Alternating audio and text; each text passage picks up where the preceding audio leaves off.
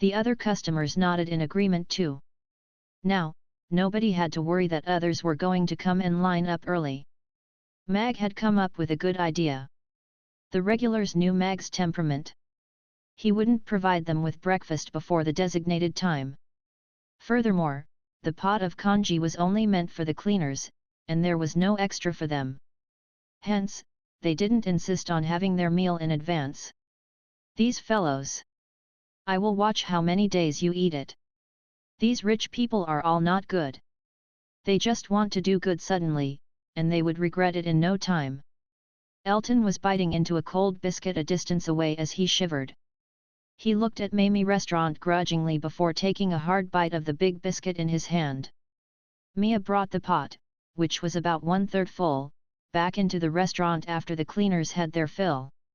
This would be their breakfast. There are so many customers here, would someone recognize me? Connie hid in the restaurant as she looked at the crowd outside worriedly. Then, she put on her helmet. Don't you feel hot wearing the helmet in the restaurant? Mag asked Connie, who was fully dressed, with a laugh. The indoor temperature was 26 degrees Celsius, and this fellow was wearing the riding gear meant for -15 degrees. Was she joking around? I feel I am going to have a heat stroke, Connie's weak voice came out from the helmet before fainting on the spot. Connie, are you okay? Everyone quickly came over to check on Connie. However, because none of them knew healing magic, they didn't know what to do at that moment. Let me handle her. Mag put the ladle back in the pot as he walked to Connie with resignation. Because she wore too many clothes, a cat-eared maiden got a heat stroke at -15 degrees Celsius. If this stupid news headline ever got out, it would probably be one of the stupidest headlines ever. Mag thought. He removed Connie's helmet and the outer layer of her technical jacket before letting the system lower the temperature around her.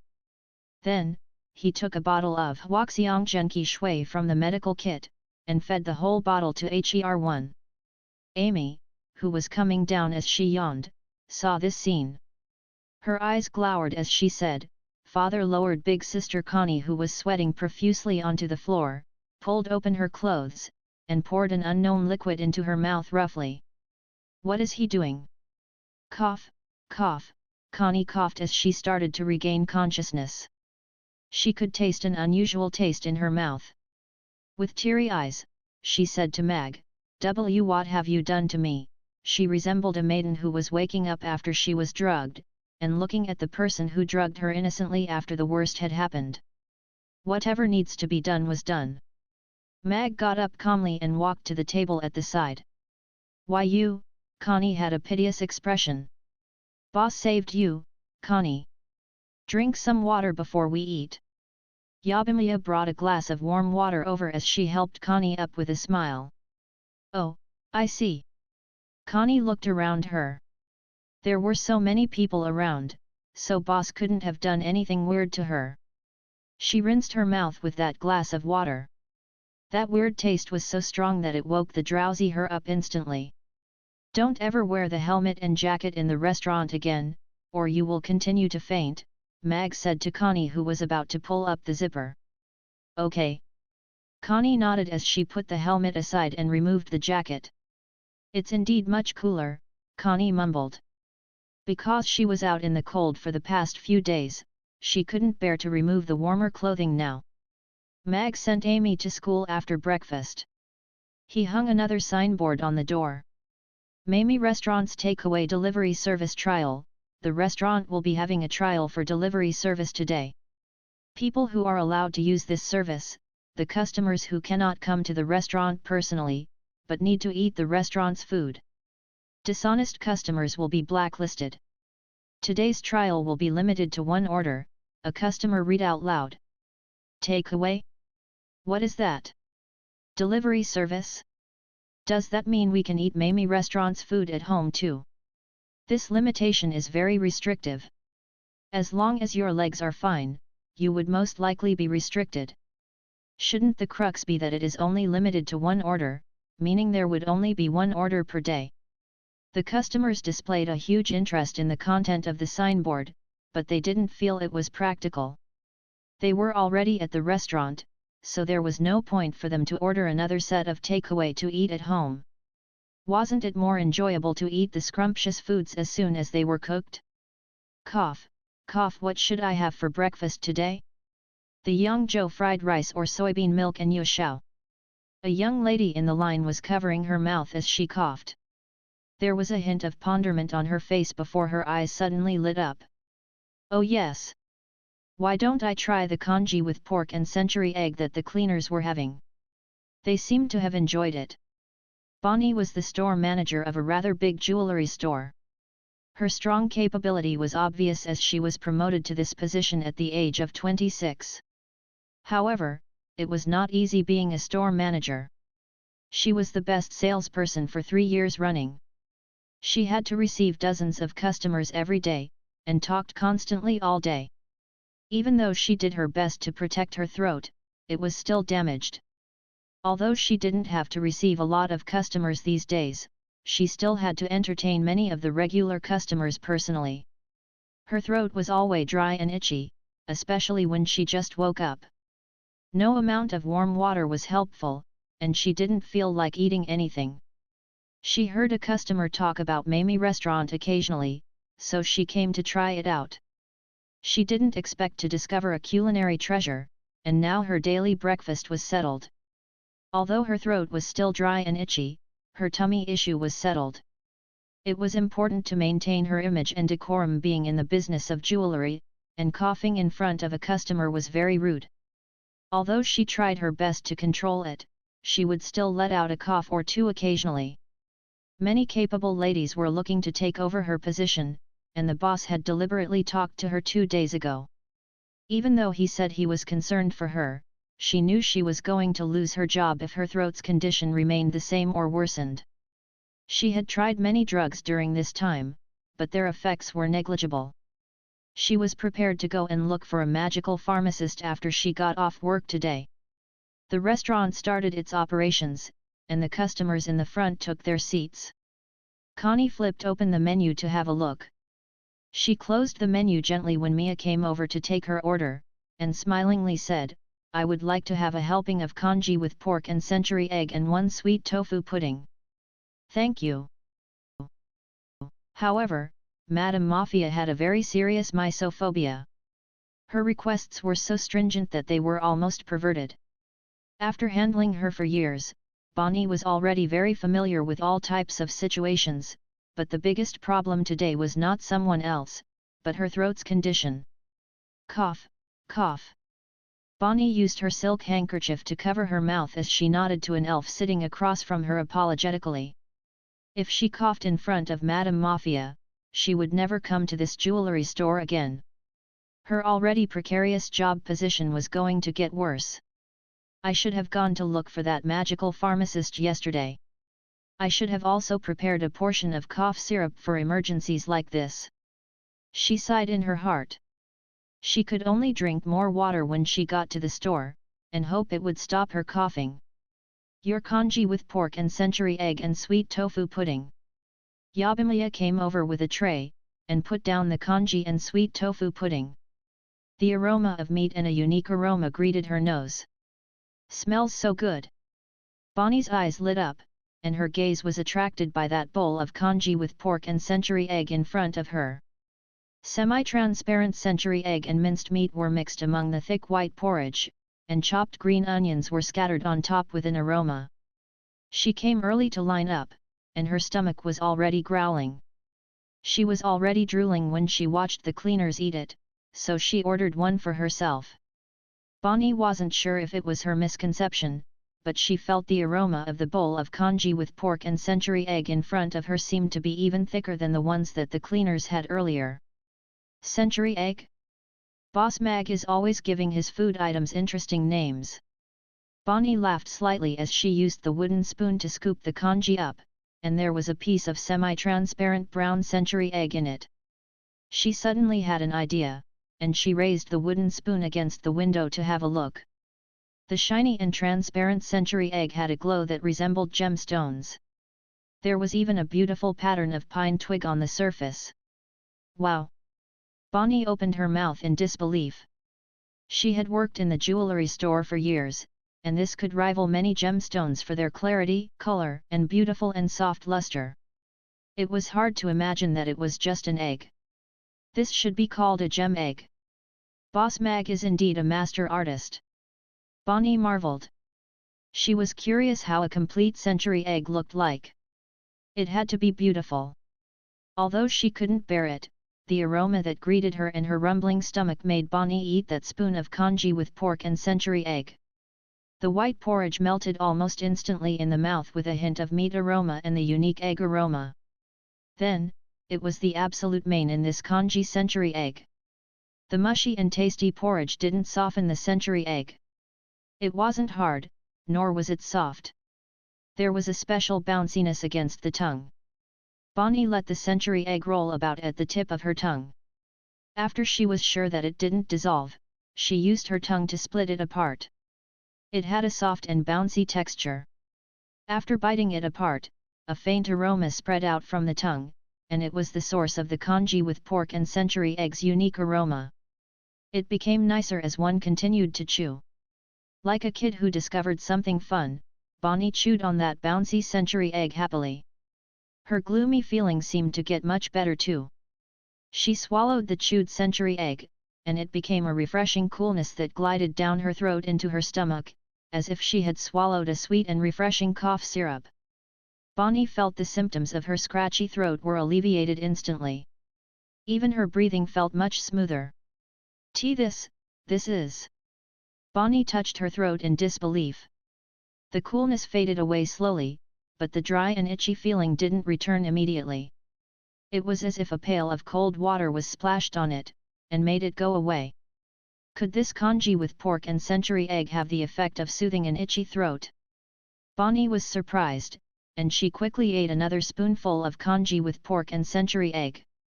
After swallowing the chewed century egg with the congee, the refreshing sensation in the throat was even more obvious. It really works. Bonnie ate mouthful after mouthful of congee with pork and century egg. The congee warmed her stomach, but the throat felt cooler and moist, and the dry and itchy feeling was dispelled. This sensation is extremely soothing. There was only one feeling in Bonnie's heart. She had to spend a lot of time dealing with the symptoms of her itchy throat every morning with lots of warm water and lozenges before she would feel a little better, but just a bowl of congee with pork and century egg had now achieved the effect that she had never achieved before. Ding! Bonnie looked at the empty bowl in front of her as she finished the entire bowl of the scrumptious congee with pork and century egg unknowingly. The scratchy throat symptoms were totally suppressed, and the refreshing and soothing sensation made her feel like singing. This congee with pork and century egg is scrumptious and unique. It seems like I don't have to worry about my throat's condition today. Bonnie smiled as she touched her throat. She moved the empty bowl aside, brought the sweet tofu pudding over, and started eating.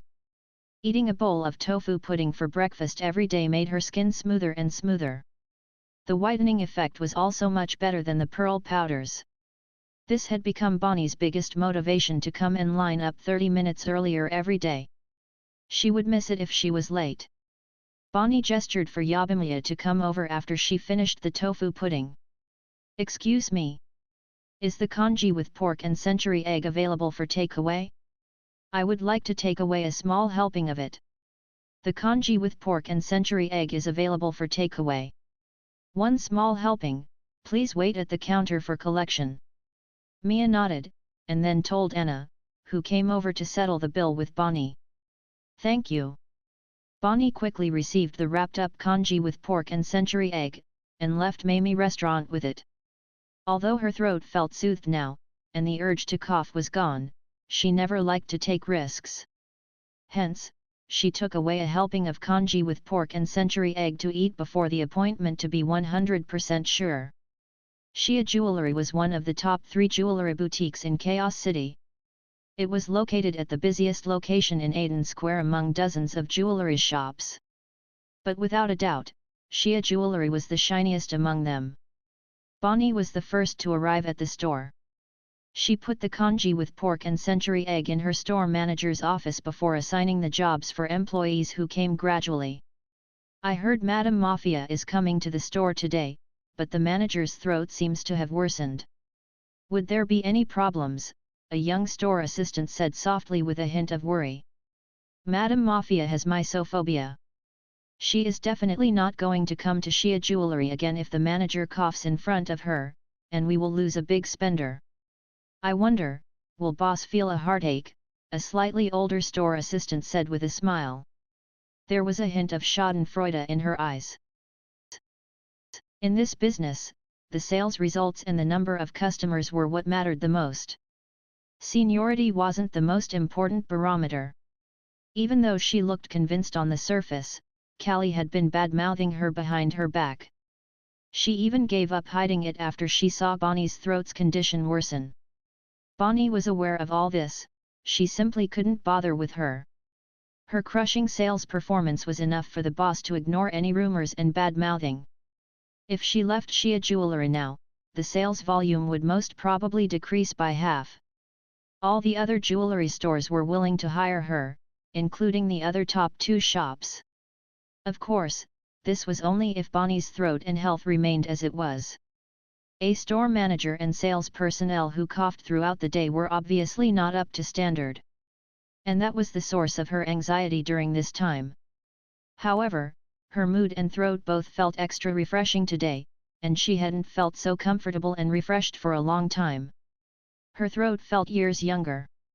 It would be great if it could last for a whole day, Bonnie thought. Even half a day was good enough, as she didn't mind having congee with pork and century egg for lunch too. Its scrumptiousness had won her over. Callie shut her mouth as soon as she saw Bonnie, but she didn't bother to hide the disdain in her eyes. The boss's attitude was starting to change recently. A woman who was coughing constantly didn't deserve to be the manager. If she lost Madame Mafia, the big spender, this woman deserved to get lost from her manager's post. I have worked in this jewelry store for 20 years, and I gave all my youth to it. The manager's position was supposed to be mine. Callie thought as she looked at Bonnie. The other staff continued to work quietly. Although many of them liked the gentle-mannered manager, Bonnie, better, if she was replaced, they had to be respectful to Callie as they were going to work under her. Madame Mafia will be here at 9 a.m. Before she arrives, go and invite a water-based magic caster to fully cleanse the shop and push all the other appointments to the afternoon. Bonnie's gaze swept across all the staff members and finally landed on Callie. In a cold voice, she said, I will receive Madame Mafia personally. If anyone makes any mistake that causes Madame Mafia any displeasure or worse, she will be the one fully responsible. Callie looked her straight in the eyes with a smile, and contrarily asked, and if it is the manager that causes the madame's displeasure? This is beyond your scope. The boss will decide for himself, Bonnie replied calmly. Callie's eyelids twitched, but she stopped herself from rebutting as she viciously thought, I'll see how long you can last. If you screw up Madame Mafia's orders, your reputation will be tarnished in this circle totally. Mamie Restaurant. Mag looked at the customers who were starting to go back, and asked Mia, has anyone ordered delivery yet? Although a few customers did inquire about it, the requirements that boss set were too stringent, and they all couldn't fulfill it. Hence, the only delivery available has not been ordered yet. Too stringent? Mag murmured to himself. All he asked for were a closer location and the inability for the person receiving the order to come to the restaurant personally, and yet have the need to eat the restaurant's food. Was this really too much to ask? Ding! The restaurant's door opened, and a strapping man walked in. Dear customer, the restaurant is about to close for a break. Please come again later. Mia looked at the clock on the wall, which showed that the operating hours were over. After the last few customers finished their meals, the breakfast service would be officially over. I am not here for breakfast. I stayed next to you, and I heard that the restaurant has some delivery thing? Does it mean that you could send the food to a designated place at a designated time? That man showed them the prison guard's epaulets and got straight to the point. Yes. We are starting from today. Mag came out from the kitchen and took a look at that prison guard's epaulets. Staying at the Basti prison indeed meant staying next door to them, but was this prison guard ordering a meal for an inmate? However, we are just starting the trial, and we have certain requirements for the customer placing the order. Mag swallowed his words after he pondered.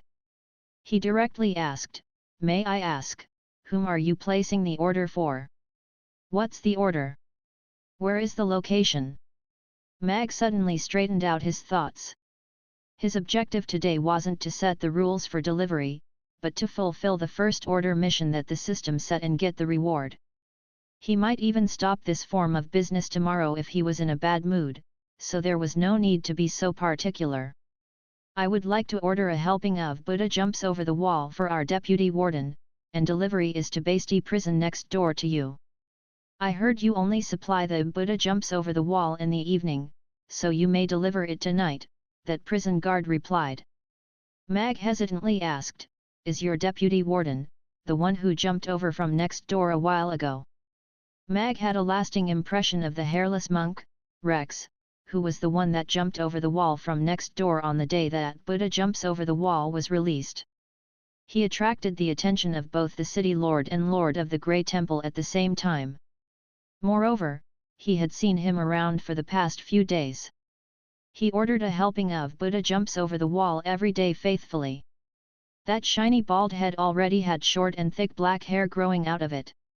He was literally the living of Buddha jumps over the wall. "Yes. Lord Rex is the deputy warden of Basti prison now." That prison guard nodded with an unnatural expression. He had been one of the highest risk inmates in Basti prison only a few days ago, and now he became the deputy warden who only took orders from one person. Even the prison guards couldn't adapt to this rapid change in this short period of time. "The deputy warden can't come to the restaurant personally today?" Mag asked again. "Yes. The deputy warden is on duty tonight, so he cannot leave the prison." That prison guard nodded. "Perfect." Mag marveled in his heart. The deputy warden stayed next door at the Basti prison, but couldn't leave it because of his duty, and had to nourish his newly grown hair with Buddha jumps over the wall. He happened to fit all the requirements that he had set. "All right. Please tell the deputy warden that our delivery rider will send the Buddha jumps over the wall to the prison at 5 o'clock today. Please be ready to receive it," Mag said to that prison guard with a smile, accepting the first delivery order. "Order. Please come again." Yabimiya turned the wooden sign over after she sent the last customer off, and it indicated that the breakfast hours were over. "Should I be doing something?" Connie came downstairs with the helmet in her hands. Everyone was busy in the morning, but she wasn't required to do anything. Although it was relaxing, she felt rather bad about it. "If you really feel bored, you could go ride the bicycle around to get familiarized with the streets." Mag looked around before zooming onto Anna, and smilingly asked, "Anna, do you want to go and have a ride with Connie?" "All right." Anna nodded her little head. "Remember to bring her back if she gets lost," Mag whispered as he placed a pair of little rabbit earmuffs on Anna's head. Anna replied obediently and followed Connie, who was fully suited up, out the door. "Be careful and don't let Anna fall," Mag reminded Connie. "Don't worry. My riding skills are super splat." Connie, who was pushing the bicycle, stepped on a piece of ice and fell backwards onto the ground. The bicycle fell on top of her. "Big sister Connie, are you still okay?" Anna asked rather anxiously. "Stable." Connie's weak voice came from the ground. "And you still dare to laugh at Ugly Duckling?" Mag pursed his lips, and took the bicycle off Connie before pulling her up from the ground. Meow! Ugly Duckling poked its head out of the door and gave Connie a disdainful side glance. A cat could have misstepped too. "This is nothing," Connie cleared her throat and straddled the bicycle. Then, she removed the insulated box on the rear seat, and confidently said, "Come on, little Anna. Big sister will bring you for a joy ride."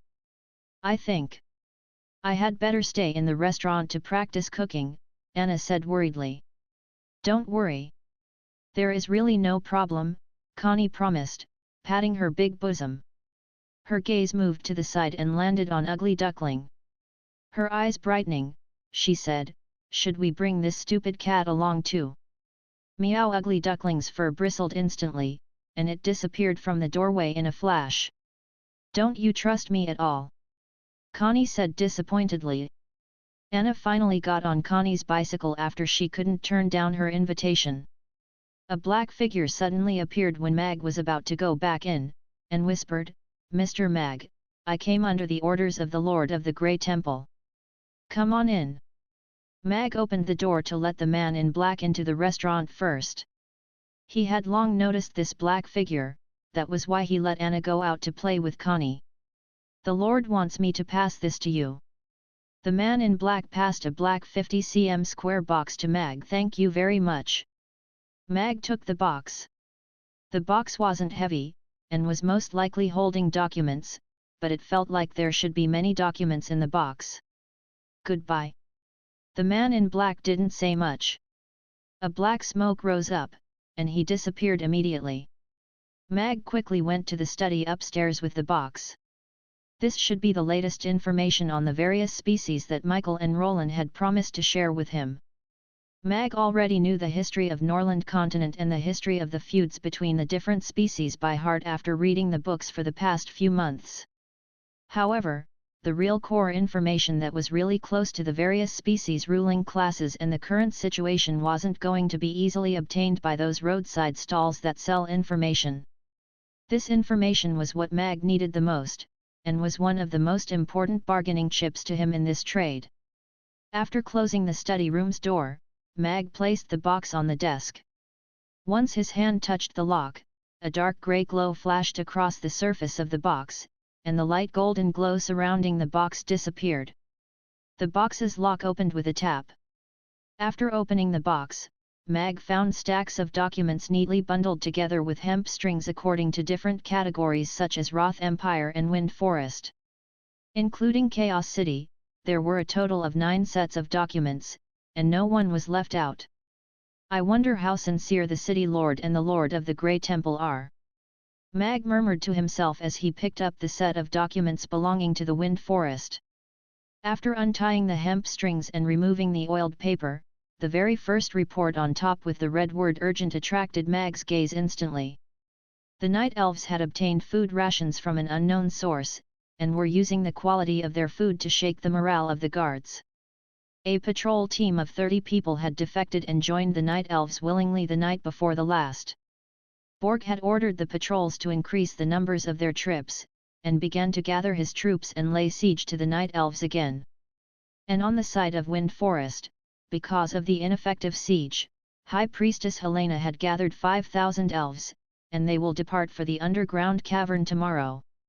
They will combine forces with Borg and eliminate the Night Elves together. Mag put down the report in his hands with a grave expression. Sargeras had only returned to Chaos City yesterday, so this report should have just arrived. Michael and Roland were indeed very sincere. The Night Elves' situation was worse than what Mag had expected. It seemed like Helena and Borg had reached a consensus to eliminate the Night Elves, an unstable factor, before the peace negotiation began. Putting the urgent report aside, Mag continued to read the intelligence on elves. Soon, he came to a strength report on the Night Elves and the Wind Forest.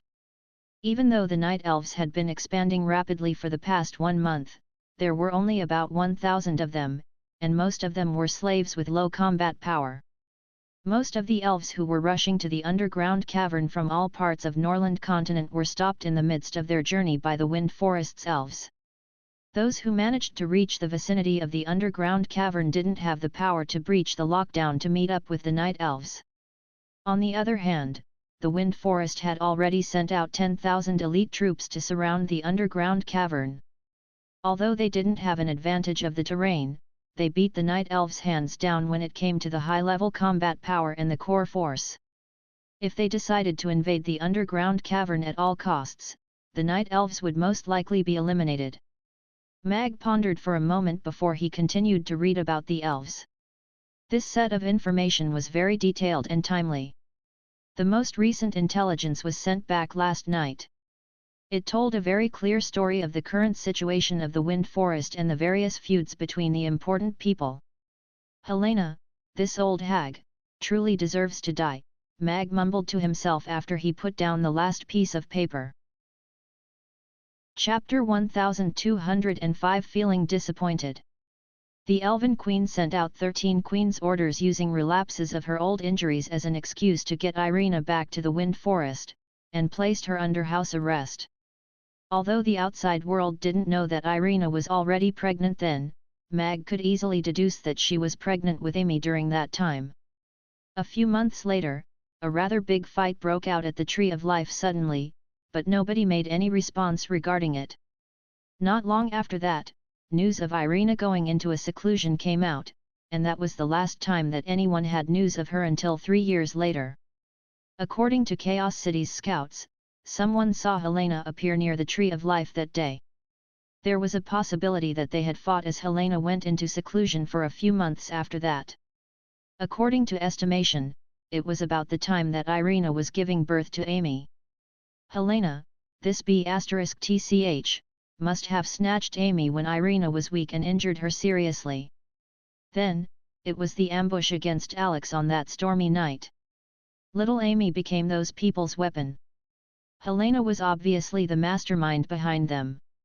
It seems like I need to make a trip to the underground cavern myself, Mag murmured to himself.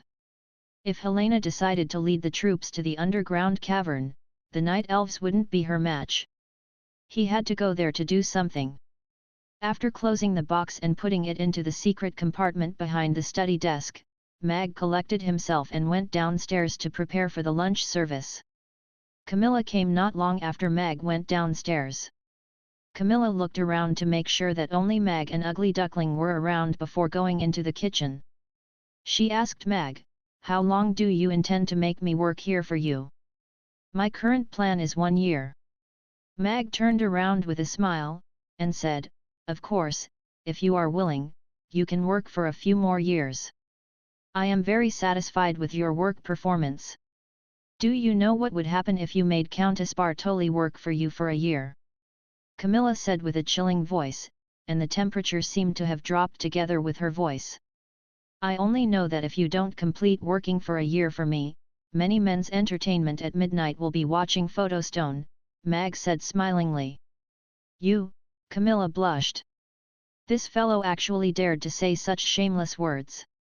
She would have no face to meet anyone if her embarrassing behavior was witnessed by other men. "I am a good man," Mag said smilingly. Camilla was the one that knocked him out, prepared the whip and candles, and brought the Photostone. If Mag hadn't had that awesome bondage technique, it would have been another story today. Hence, Mag didn't feel guilty at all. Instead, he felt an unknown sense of elation when he saw Camilla's frustrated look.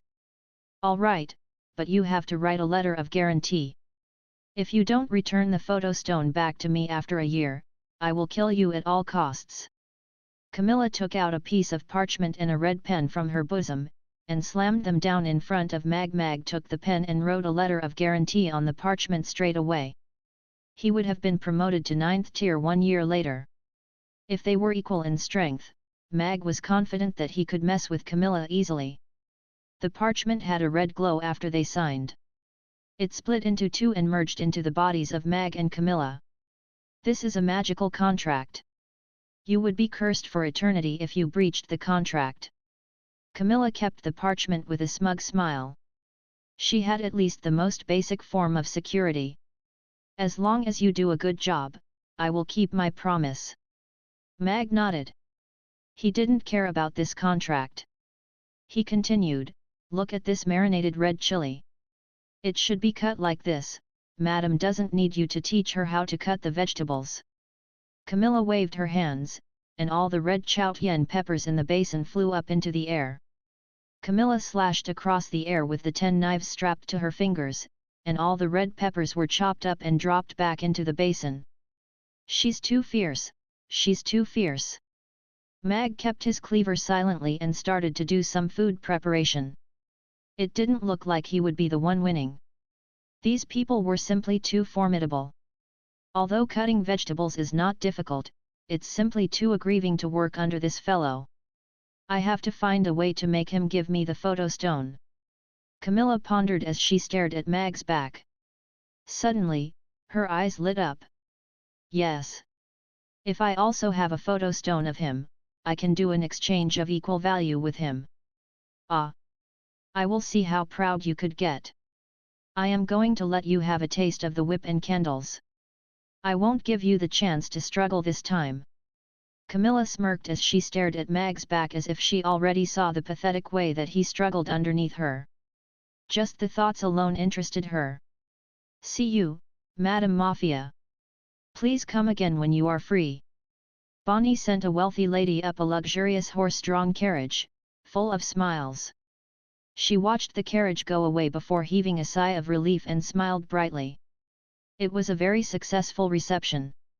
Madame Mafia, who was in a good mood, bought up all of the newly released items from this month and spent 15 million copper coins, which was basically Shia Jewelry's 1 month's sales target. The congee with pork and century egg has really helped me out. Bonnie touched her throat gently. She hadn't even touched the small helping of congee with pork and century egg, but her throat still didn't feel dry even after introducing dozens of new products to Madame Mafia. Obviously, it was the effect of the congee with pork and century egg that she'd eaten in the morning. I should really thank Boss Mag properly. Maybe I should treat him to dinner? Bonnie pondered before rejecting that idea. There was no restaurant in Chaos City that was comparable to Mamie Restaurant. How, had she not coughed once for the entire morning? Callie stared at Bonnie, who was standing at the door, with disbelief.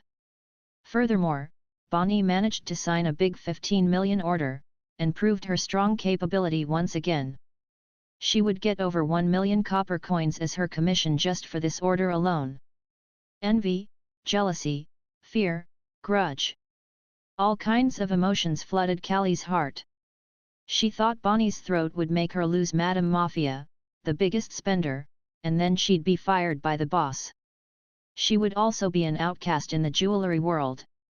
She didn't expect her to entertain Madame Mafia for the entire morning without even coughing once after she had been coughing non-stop for the whole month.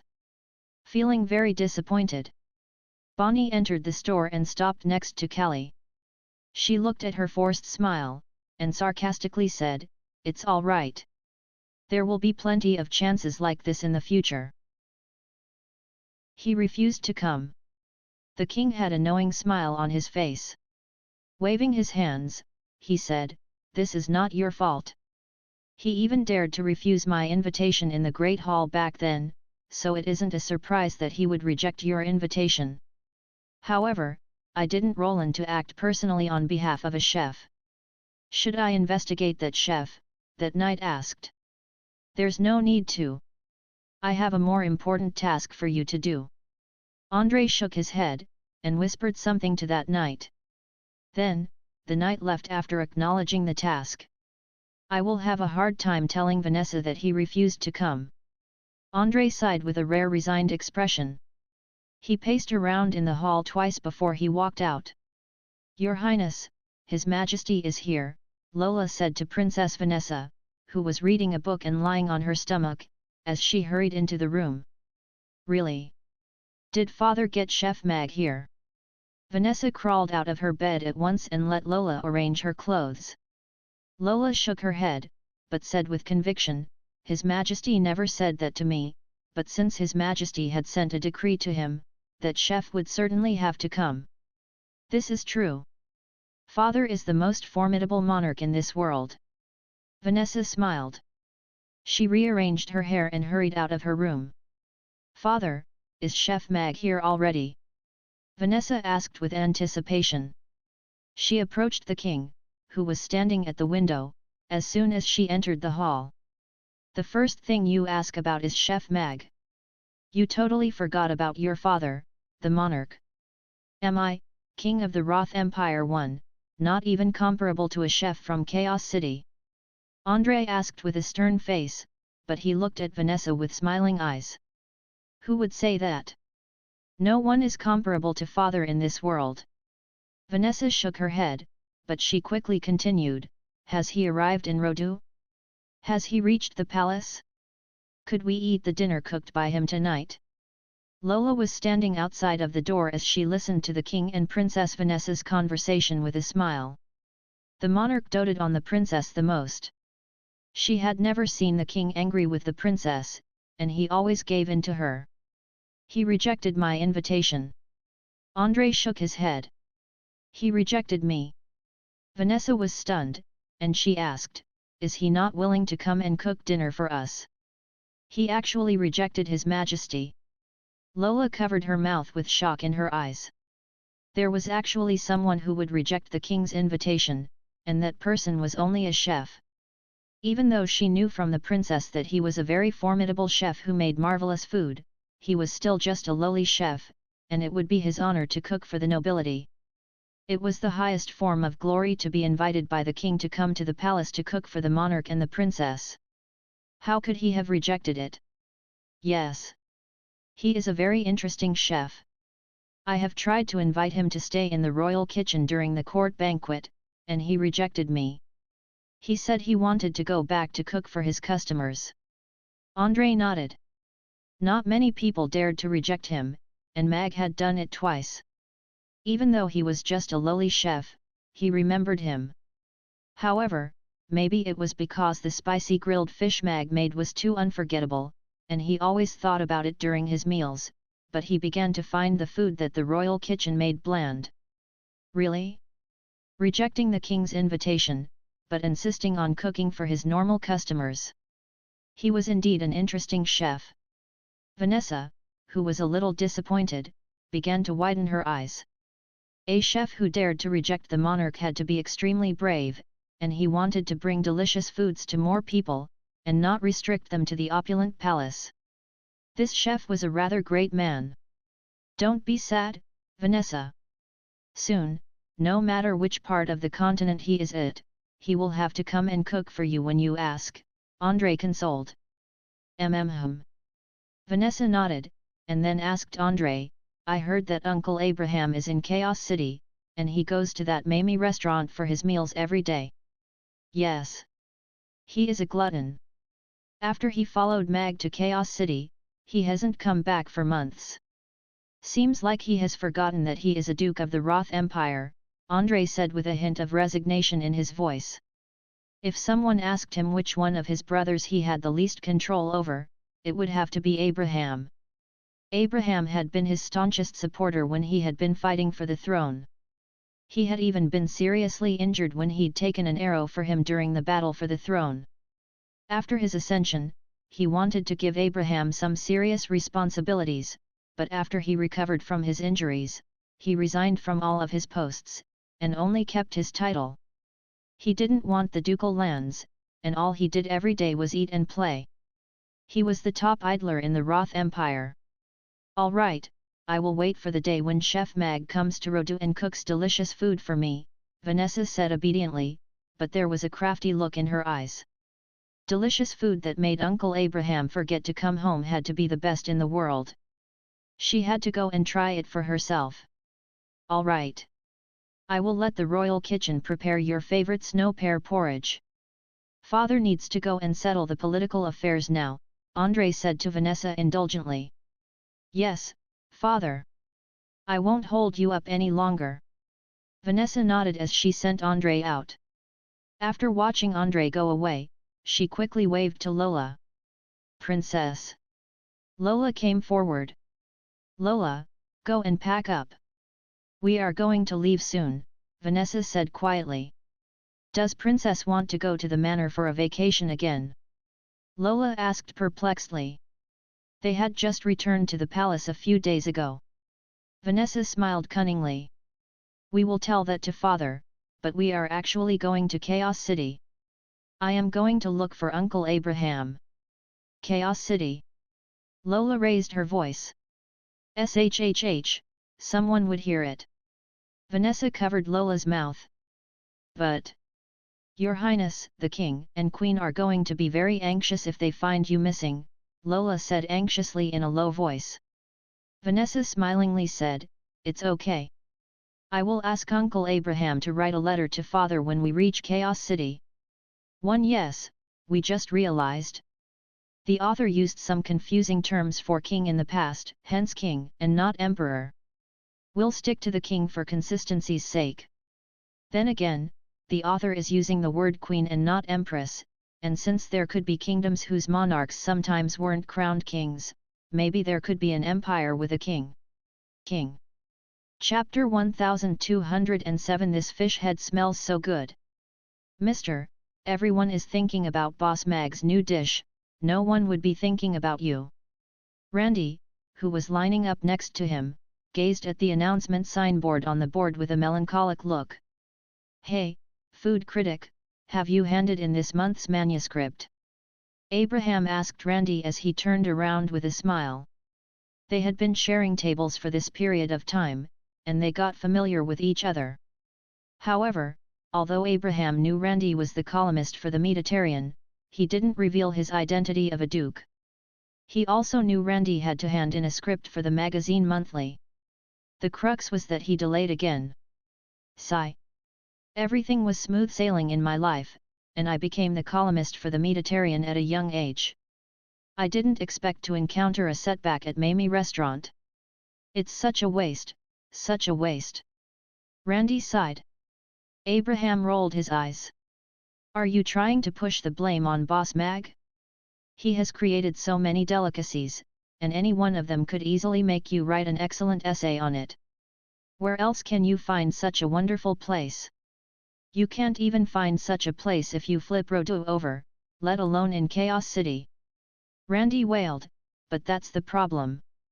Every dish that Boss Mag released is fantastic. I have once written in Mediterranean that I wouldn't write and share with my readers unless I found the best meat dish. I have set a trap for myself. Now, I have found the most scrumptious meat dishes, yet every one of them was so delicious and special. Isn't it killing me? I have a lodoxophobia, I simply cannot decide. Therefore, young man, never speak too soon. Abraham patted Randy's shoulder sympathetically.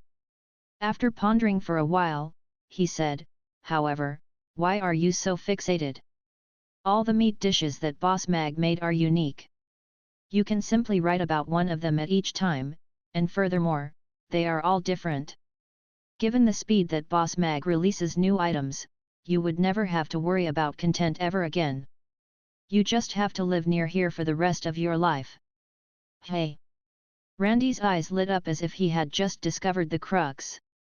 Just as Abraham had said, given his requirement to only submit one essay article every month, Boss Mag was simply the gift that kept on giving. Since this is the case, I will start with the latest release today, the steamed fish head with diced hot red peppers. This must be another creative dish that Boss Mag came up with. Randy's gaze became determined. He had already decided to order the latest item, discover the wonder within it, and write an article that made people drool. That should be the pride of a food reviewer. Ding! The bells rang and Mag came out. Smiling, he said, "Welcome to Mamie Restaurant."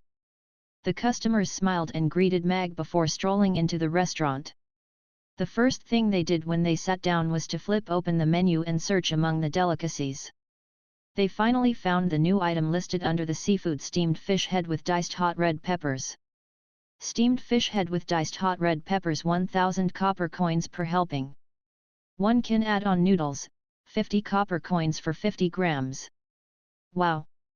There's so many red peppers. Just looking at it made my throat feel like burning. Could it be even hotter than the insanely hot level spicy grilled fish? Harrison gulped subconsciously as he looked at the steamed fish head that was full of diced hot red peppers. His urge to order the new item was extinguished instantaneously. Many customers, too, looked hesitant after they saw the steamed fish head with diced hot red peppers picture. Many of them had tried the spicy grilled fish before. It was spicy and addictive. It made them unable to stop. However, if this steamed fish head with diced hot red peppers was going to be spicier, not many people would be able to accept it. Randy and Abraham sat at the same table again. Randy flipped open the menu as soon as he sat down. His gaze quickly landed on the steamed fish head with diced hot red peppers. His eyes immediately lit up as he praised, the colorful red chopped chili form a distinct contrast with the white and tender fish meat. It brings about a strong impact. In terms of colors, Boss Mag is still as sensitive as ever. Even though I have to admit that Boss Mag is a genius, if it is too spicy, it won't be too friendly to middle-aged and elderly folks like us. Abraham had an indecisive expression as he looked at the picture of the steamed fish head with diced hot red peppers. Of course, he had to try Boss Mag's new item, but he already couldn't take the spicy grilled fish very well at medium hot level. This steamed fish head with diced hot red peppers looked even spicier, so it became a dilemma as to whether he should order it. "Mister, then let us young chaps try it out first." Randy smiled. Yabimiya happened to walk by their table, so he said, "I would like to order a helping of steamed fish head with diced hot red peppers." "But, how do you add on the noodles? Do you cook it together with the fish head?" The customers around them were listening in. They were very curious about the option to add on noodles. Furthermore, it was rather expensive that 50 grams of noodles cost 50 copper coins. The noodles are added separately after the customer finishes eating the fish head. You can drizzle the gravy of the steamed fish head with diced hot red peppers over it, Yabimiya explained with a smile. "Is this a new method of eating that Boss Mag came up with again?" Randy cocked an eyebrow. It sounded interesting, so he nodded. "Then, I will add on 100 grams of noodles." "All right, please give us a moment." Yabimiya nodded and left. This was the first customer to order steamed fish head with diced hot red peppers. It was a good start. Dishes after dishes were sent out of the kitchen and placed in front of each and every customer. It was common to see plates floating around in mid-air in Mamie restaurant while the customers were eating. They didn't have to be alarmed, as it was only Miss Babla serving dishes. The soups and gravies in the bowls and plates were always still, so the horrific scene of soup splashing around would never happen. They wouldn't be able to see this amazing scene in other restaurants. After all, not every restaurant had the means to make a 7th-tier spatial magic caster serve the dishes. Those who had no idea thought it was fun, but those who knew what was going on were well behaved. In this restaurant, just the servers alone were not to be trifled with. After a short while, a big tray floated out of the kitchen and landed in front of Randy lightly as a melodious voice in the kitchen said, "Your steamed fish head with diced hot red peppers." Then, the cover on the tray was removed instantly. The steam with a hint of spicy and sour fish fragrance spread out, and everyone sitting at the same table widened their eyes. The surrounding customers, who had their scent segregated, also couldn't help looking over at the steamed fish head with diced hot red peppers. The red chopped chili covered the entire fish head, and a layer of oil glistened over it. The bright colors and rising hot steam made them salivate. "This fish head smells so good." Abraham couldn't resist praising it after gulping. "And the oil that was poured over this fish head is the highlight." The boiling oil fused the chopped chili, condiments, and fish together perfectly. Just the smell alone made my digestive system anticipate it. Gulp. A series of gulping sounds appeared around them after hearing Randy's words. Although they couldn't smell it all, they felt as though they had tasted it. This had to be an explanation that had taste. A cultured man is indeed different. We both took a sniff. "You could describe so much, and I could say it smelled so good," Abraham said slightly sarcastically. Randy opened his eyes. He wasn't affected by Abraham's words, and smilingly said, "The smell and color are present. Now, we just need to taste it." He picked up the chopsticks, but he picked up a small piece of chopped chili with them first. "Why are you eating the red chili instead of the fish meat?" Abraham asked perplexedly. "This red chopped chili seems to be different from other chilies, and different from the ones in spicy grilled fish. I want to know what is the secret behind it," Randy answered before putting that piece of chopped chili into his mouth. The sour and spicy taste blossomed on the tip of the tongue. The spiciness wasn't very strong, but the sour taste encouraged the mouth to salivate. Apart from that, there was a tinge of savory taste as if it was marinated in an old urn for a year. This reminded him of that night when he stayed over in a town a few years back.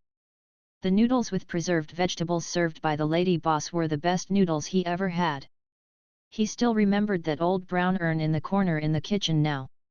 Those few pieces of preserved vegetables gave him a bowl of divine noodles.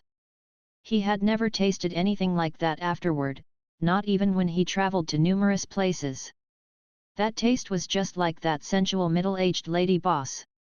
On that crazy rainy night, after eating that bowl of noodles, they left a messy trail throughout that old, run-down inn as they battled from the kitchen to the bedroom, toppling over the condiments containers. He had never met another woman that had a tinge of sweetness within the sourish taste ever again. However, he had found that taste in this red chopped chili again. Although it was a chili, the sour taste spiked his memory instantly again. He was sure that there had to be an old urn in a corner in Boss Mag's kitchen, but it would be chilies marinating in it instead of pickled vegetables. "How is it? Is it spicy?" Abraham asked curiously after Randy didn't have any reaction for a long time. The other customers looked very concerned too. Randy had described the aromas so enticingly, but how the spiciness tasted was most important. Abraham's words pulled Randy's thoughts back from his memory. He nodded before shaking his head, and smilingly said, "This chili is just like a handsome and polite gentleman. It makes you in awe of him, but you can't resist opening your leg's mouth to him." After the marinating, the spiciness became more subtle, and the natural tardiness formed gave it its unique taste. "Since you are still able to talk so much after eating it, it shouldn't be very spicy." Abraham nodded thoughtfully, and was ready to order it. "Now, let me taste this fish head." Randy pushed away the chopped chili to reveal the white and tender fish meat underneath. He picked up a piece of meat, and dipped it in the gravy before putting it into his mouth. The sour and spicy gravy was the first to blossom. It activated the taste buds in his mouth instantly. The teeth split open the fish meat easily. It was soft and bouncy, fat but not greasy. Although the spicy and sour taste had soaked through the fish head, it still wasn't able to take away the fish's own fresh taste. This taste was totally different from the taste of those small fishes found in the rivers and streams in Chaos City. It was different from any fish that he had eaten before. It was a much more elegant taste.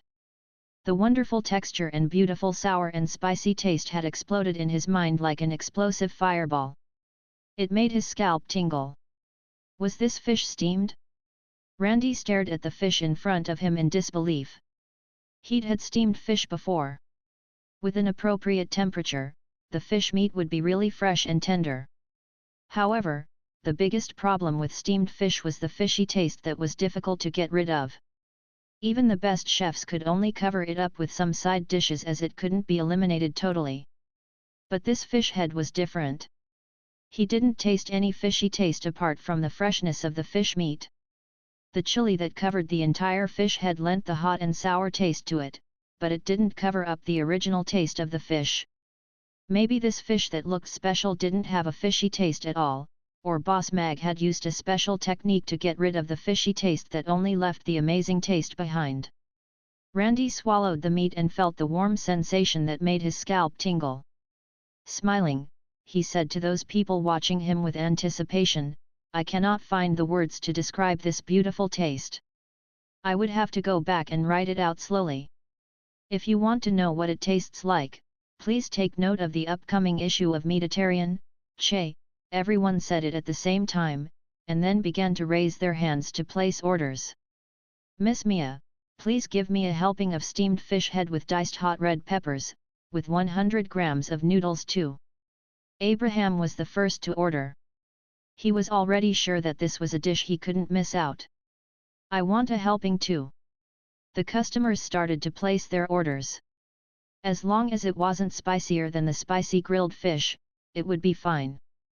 After hearing Mia report on the orders, Mag grabbed a fathead fish, sighing, and said, "Rest in peace, Master Fathead Fish. Remember, this cleaver is called fathead fish." You have died for a good cause. Splat!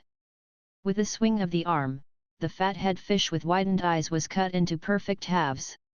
It was swiftly cleaned, and then placed in the steamer. Chaos School. Rest period. Amy, who was swatting mosquitoes with fireballs, saw Ignatzu pacing around with a hesitant look outside of the magic classroom. She swung her finger, and the fireball that was flying toward the sky swiftly changed direction and swooshed across Ignatzu's face. Whoa! Ignatzu jumped back in a shock. The green bean sprout on his head swayed as his gaze followed the fireball up into the sky, which exploded in the fireworks. Hey, little bean sprout! What are you doing? Amy asked smilingly. Ignatzu raised his head, and hesitantly said, Amy, someone wants me to join in a gang fight. Chapter 1290. Do I look like someone who would cry? Ignatzu nodded. Amy quickly snuck out of the magic classroom, and smilingly said to Ignatzu, Little bean sprout, are there actually people asking you to join a fight?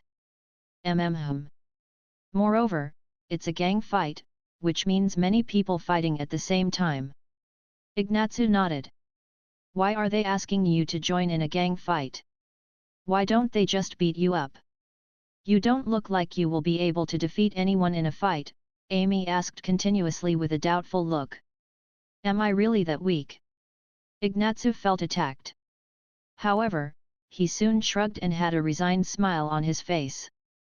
When I came to school this morning, the little tyrant gang bullied me and Daphne. They wanted us to give them all of our pocket money. Because I can't defeat them by myself, I requested for a gang fight.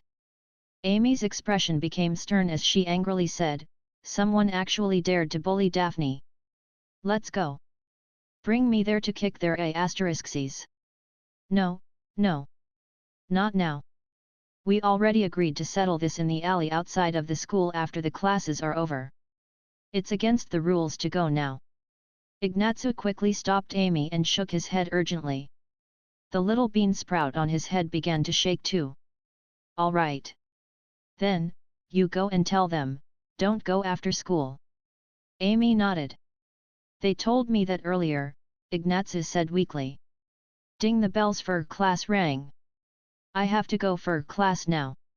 Remember to come after school. Little Fatty was stunned and he swiftly ran toward the classrooms after waving to Amy. I simply can't stand you guys. Seems like you guys should be given more homework to do. Amy sighed and returned to the magic classroom. What's going on? That little fatty came to ask Amy to join a gang fight. Krasuo asked with a smile as soon as Amy stepped in. Little bean sprout said someone bullied Daphne and him.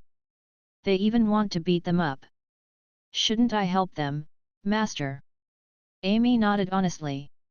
Having the means to help and protect our friends in time of need is why we learn magic. Krasuo nodded and smiled. However, he continued, but, the students of Chaos School are not considered as your enemies. Even if you have to act against them, you have to restrain yourself. Some small punishment will do. Don't let things get overboard.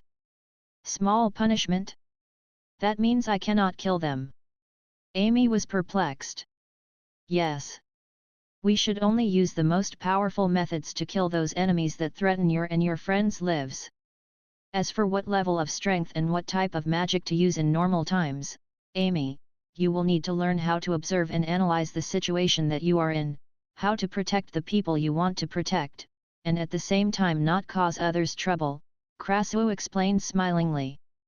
Amy thought for a while before asking, but, if the problem could be solved simply with a fireball magic, why do I need to go through so much trouble, and if I am not allowed to use the strongest form of magic, why do I have to keep practicing and learn even more powerful magic?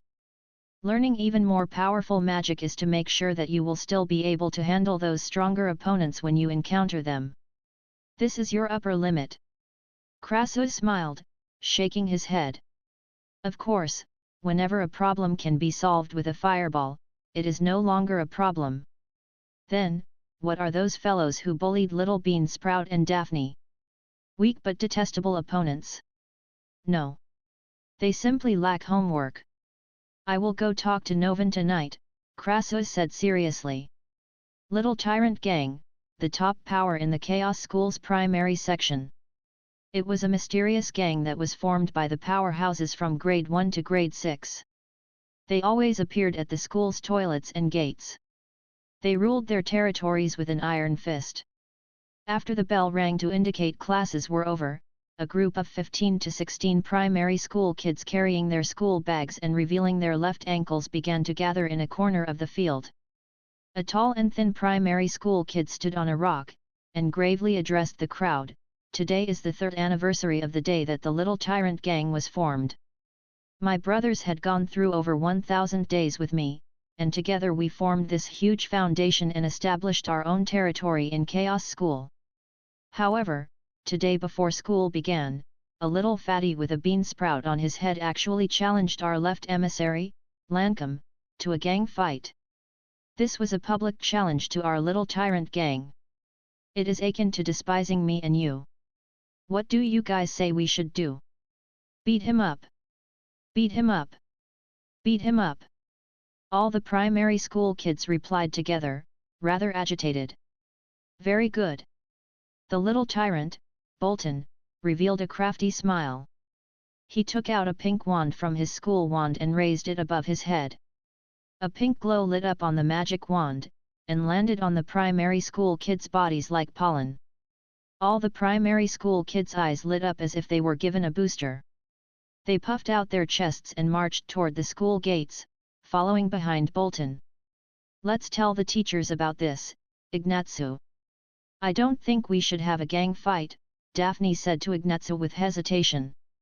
Ignatzu looked around in the school before patting his chest, and promised, "Don't worry, Daphne. I will protect you." Daphne shook her head and sighed. "I am not worried about that. I am worried that you will be beaten till you cry." Ignatzu sucked in a breath and said with an unnatural expression, "Do I look like someone who would cry? Then, why are your legs shaking?" Daphne gazed at Ignatzu's two quivering chubby legs. "I am just warming up." Ignatzu pretended to jump on the spot. His legs shook and he almost fell. A tall and fat primary school kid went up to Bolton, pointing at Ignatzu who was standing at the gates, and said, "Boss, it's that little fatty." Bolton looked around and only saw a thin little girl next to that little fatty. He couldn't help but frown, and said, "He wouldn't have only brought this little girl to fight a gang fight with us, right? The rules of our little tyrant is to never hit girls. We can't break it because of this little fatty." He was so confident in the morning. "I thought he would get a big group of people here. I didn't expect he would only get a little girl to help," Lancome said innocently. "I don't care. We have to follow the rules even if he is alone. We cannot damage our reputation, or else people would say that little tyrants are afraid of a little fatty." Bolton waved his hand and walked straight to Ignatzu. He stopped next to him and gave him a side glance before sarcastically saying, "We will wait for you in front, little fatty. Bring your people along if you have the guts." "Fatso is here, older sister." Bolton paused for a while, smiled, and said, "I really am interested in who your older sister is. I haven't heard of any older sister in the primary section. If she can protect you today, we, the little tyrants, will become her followers." "Enough said, then we'll be waiting for you in the alley. Don't you think of running away. We've got our eyes on you. If you don't come over in 10 minutes, we will be going to you," Bolton said with a chuckle before turning around to walk towards the little alley nearby. The little tyrant gang followed behind Bolton proudly. If it were not because of the pink wands and the heavy school bags swinging left and right making them look a little cute, they really would give off the impression of a gang. However, Ignatzu did not find them cute at all at this moment. Bolton was said to be a magic caster. Even if he was a low-tier magic caster, he could easily trample all over him. Of course, even if he wasn't a magic caster, just with his height and weight as a 6th grader, he could still easily subdue him. Many students walked past and looked at Ignazio with a pitiful gaze. This fellow actually provoked the little tyrant gang. Wasn't that just courting his own trouble? Why isn't Amy out yet? Ignazio stomped anxiously. He only had Daphne and Amy as his friends. Although Daphne's father and grandfather were all excellent hunters, Daphne was a really good girl who would not be able to provide him with much help. "Why don't we escape?" Daphne suggested softly.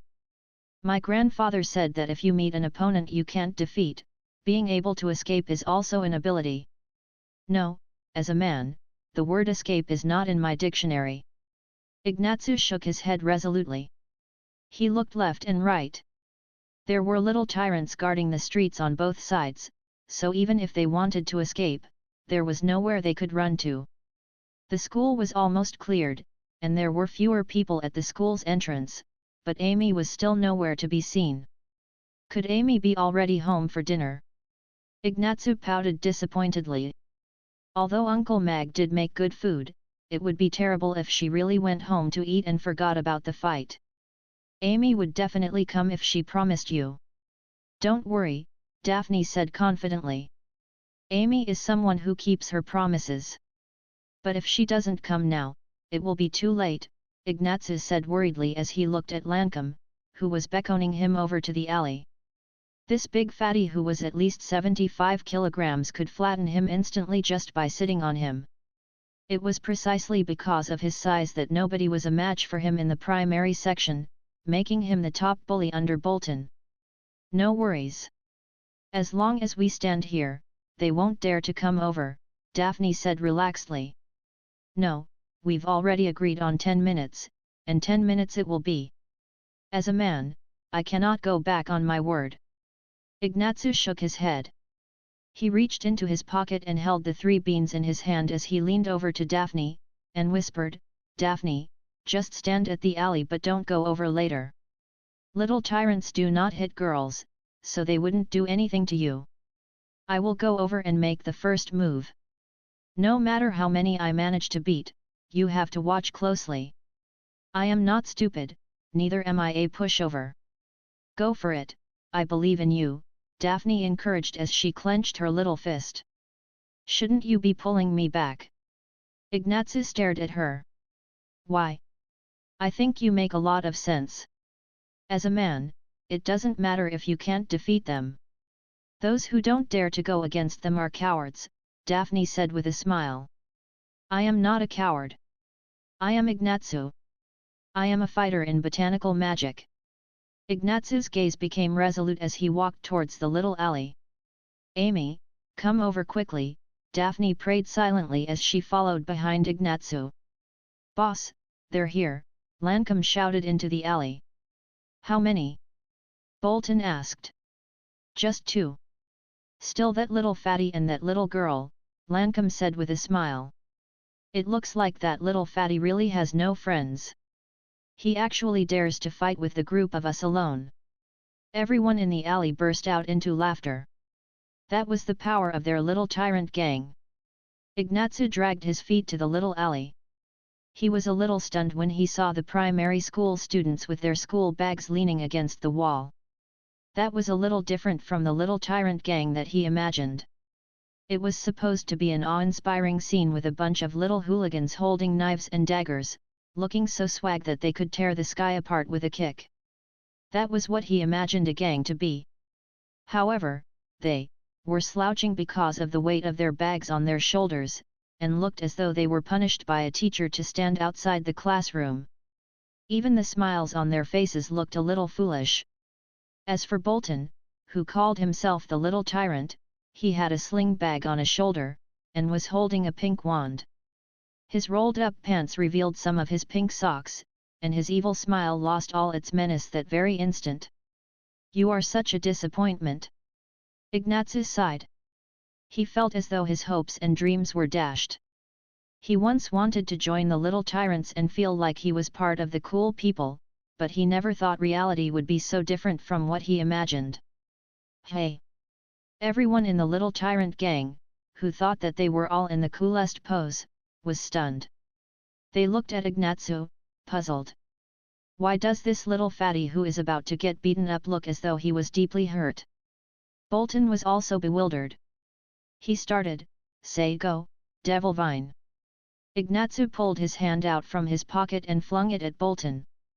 3 black beans flew out and landed at the feet of Bolton, Lancome, and an upper-grade student. Devil Vine. Bolton glanced at the seed, lifted his foot, and stomped it into the soil with a smirk. He pointed his wand at Ignatzu and said, "Beat him up." Crunch! Crunch! Just then, a black vine sprouted out from the ground and twisted its way up Lancome's legs instantly like a huge black snake. Almost immediately, the seeds which Bolton and the other student stepped into the ground also grew out into 2 black vines, and started twisting their way up their legs, wrapping them up like a dumpling. "Hi! Fatso is here!" Ignatzu shouted out loudly. He took large strides with his short, thick legs and went bulldozing towards the stunned Bolton. Chapter 1211 Rebound. "You're a little tyrant, hey, today I will be the one who beat the little tyrant up." Ignatzu rolled around on the ground and sprang right up skillfully. He sat on Bolton and gave him 2 weak punches on his face. The members of the little tyrant gang in the alley were still dumbfounded. How did this little fatty suddenly get their leader and left emissary wrapped up? And how did he accelerate so suddenly, knock the little tyrant down, and even throw punches while sitting on him? Is Ignatzu that brave? Daphne, who was standing at the entrance of the alley, had her mouth slightly agape. She was also shocked, a little in disbelief that he was the Ignatzu that she knew. "Ah! Catch this little fatty!" Bolton received another 2 more punches before he came back to his senses. The other primary schoolers also snapped to their senses, and some went up to pull Ignatzu away. However, the black vines were too sturdy, and none of them had knives with them, so they could not free the 3 of them. Meanwhile, after Ignatzu was pulled away, he was hurled with a wave of punches and kicks. Although he tried his best to block them with his plump little arms, his attempts were futile, and soon he even got a bloody nose. Stop hitting him! Daphne was so anxious she wanted to rush up to them. "We don't hit girls, but don't you get involved in the men's world. This is not something that you can interfere with," a tall and skinny boy said strictly as he stood in front of Daphne, blocking her way. Daphne tried to go around left and right, but still could not pass him, so she could only stand there anxiously, watching Ignatzu get beaten up. Right! The soaring arrow! Daphne seemed to have thought of something suddenly. She reached into her bag, felt around, and pulled out a little stick that was only the size of a chopstick.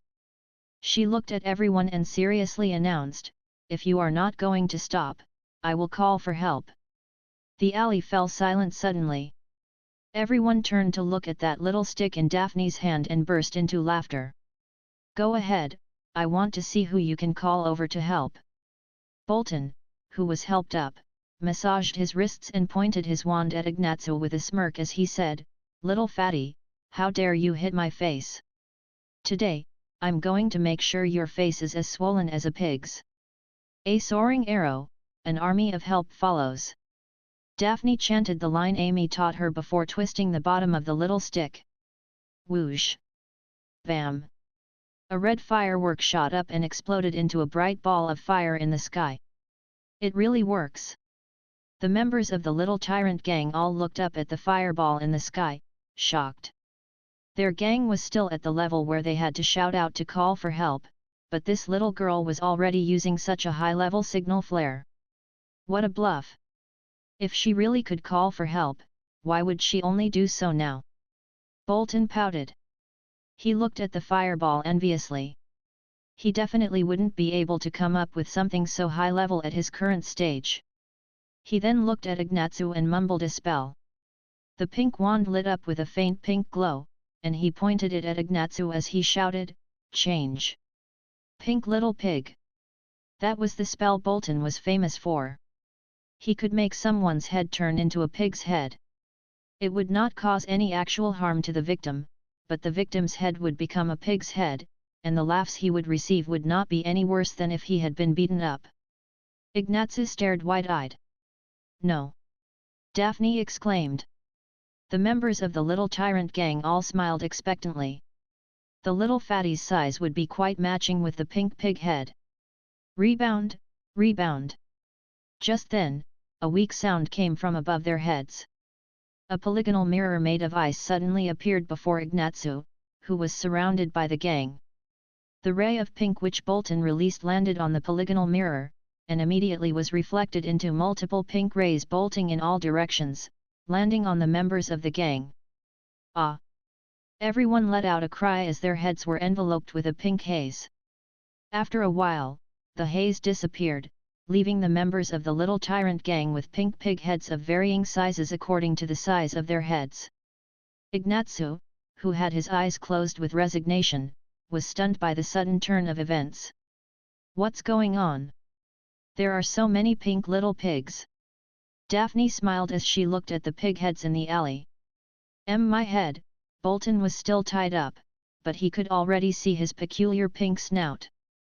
Who knew what that wall of ice that suddenly appeared was? "I'm sorry I'm late," someone said apologetically as a silhouette descended from above with her invisible wings. "Amy! You're finally here," Daphne said agitatedly as she pounced into Amy's embrace. "My older sister, you're finally here. I was almost beaten to death." Ignatz finally heaved a sigh of relief. He sat on the ground and looked at the pig heads around him as he laughed foolishly. "However, it seems as though the little tyrant gang is now the little piggy gang. It's her! It's her! Our little hero." The people from the little tyrant gang looked at Amy, who descended from the sky, and were all shocked. She was the one who defeated the Roth Empire magic caster team single-handedly, leaving a lasting impression on others. Ignatz's words made them cover their faces in embarrassment. Now it was all over. The little tyrant gang's reputation that was built up over 3 years was completely gone. Bolton looked at Amy and swallowed hard. He did not dare to move. She was powerful enough to take on a mid-tier magic caster on her own, while he was just a second-tier magic caster who did not even know any offensive spells. Who was he to even talk in her presence? "There, there." Amy stroked Daphne's head lovingly. After that, she glanced at the members of the little tyrant gang and reached her right hand out. A ball of purple god flame danced in her palm. She cutely asked, "Anyone else here who wants a challenge?" Thud. Bolton, who was still wrapped up, kneeled in front of Amy as his legs turned to jelly. He sincerely said, "Big Sister Amy, please accept us as your followers. The little tyrant gang is willing to follow you wherever you go." When they saw that, the members of the little tyrant gang hesitated for a while but still kneeled and said in unison, "We are willing to follow you." "Follow me?" Amy was puzzled. She stared at all of them for a while and shook her head. "No, you are too weak." The gang exchanged glances. They were really too weak in comparison to Amy. "Little bean sprout, come over to my house for dinner today. It's almost dinner time." "Let's go," Amy told Ignatz, feeling bored after seeing that no one seemed to have the intention to fight back. "Dinner at your house?" Ignatz, who was sitting limply on the ground, shot right up and picked up his bag which was thrown at the side as he rushed out of the alley excitedly. The 3 little children disappeared into the distance as the sun set. "Boss, what do we do now?" Lancome asked with a bitter face. The little tyrant gang was utterly humiliated now. "Since Big Sister Amy finds us too weak right now, we'll have to work hard so that one day, she will think that we are good enough," Bolton said resolutely. "Be careful on your way. You can come back after sending the things over to Bastille Prison, and passing them to the Deputy Warden, Lord Rex," Mag instructed Connie, who was dressed in full gear, outside the restaurant's entrance. Chapter 1212 The prison was breached. "Boss Mag, who is that? Why is she dressed so mysteriously?" Harrison asked curiously. "Judging from that young lady's figure, she didn't look like any of the restaurant's service staff. She is the restaurant's newly recruited takeaway courier, Mag answered casually before he turned to enter the restaurant. Father, can I bring Daphne and Little Bean Sprout home to eat today? Amy, along with Daphne and Ignatsu, came from the bushes. They took a shortcut back. How do you do, Uncle Mag? Daphne and Ignatsu greeted Mag. Of course you can. Mag removed a dead leaf from Amy's head with a smile before looking at Ignatsu, who was hiding behind and trying to cover his face by pulling up his collar. Mag saw plenty of footprints on his clothes and school bag and 2 fingernail prints on his forehead, so he curiously asked, "What happened to Little Bean Sprout?" "He had a gang fight," Daphne quickly answered on his behalf before pulling Amy's hand, and smilingly said, "Fortunately, Amy came and kicked their asterisks." Gang fight? Mag was stunned. They were such little kids, yet they knew how to have a gang fight? No wonder Amy came back late today. He thought it was Crassus extending the lesson. Given Amy's power, she would have no problem even if she wanted to conquer the entire school. However, Amy didn't know how to control her strength, so he hoped that she had not injured anyone. He asked, "What happened, little Amy?" "Someone bullied Daphne and Little Bean Sprout. They wanted them to give up their pocket money, and even beat them up in the alley. So, I used the rebound ice mirror to bounce the magic back to the little bata who led the gang," Amy answered obediently. Daphne quickly added, "They wanted to turn Ignatsu into a pig head, so Amy changed them all into pig heads." "Uncle Mag, Amy didn't do any bad things. That magic spell is only effective for 1 day. It will disappear once the time's up," Ignatsu added. "Seems like Amy is a little magic caster who protected her friends." Mag looked at the 3 of them with a smile. He opened the restaurant's door wide, and said, "Our 3 little warriors have just gone through a tough fight. Let's go in to eat and replenish the energy that we used." "Let's eat." The 3 little children had a happy smile. "Oh yes. Daphne and Ignatsu, do your parents know you 2 came back with Amy? They will be worried if they have no idea." Mag asked the 3 of them lining up to wash their hands. "I met my grandfather on our way here, so I already told him. He said he would come to the restaurant to fetch me later."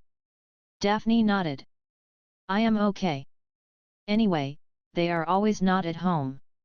Ignatsu shrugged. A hint of despair flashed through his eyes.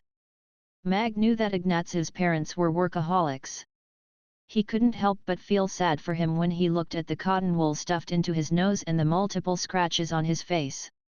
He smilingly said, "Uncle will give you a bowl of tofu pudding. Your scars will be healed by tomorrow morning. Then, can I have the sweet one please?" Ignatsu's eyes lit up with anticipation. "I love the sweet tofu pudding." "Of course you can." Mag nodded before asking Daphne, "What flavor does Daphne like?" "I like the savory tofu pudding," Daphne said. "I want both." Amy raised her little hand too.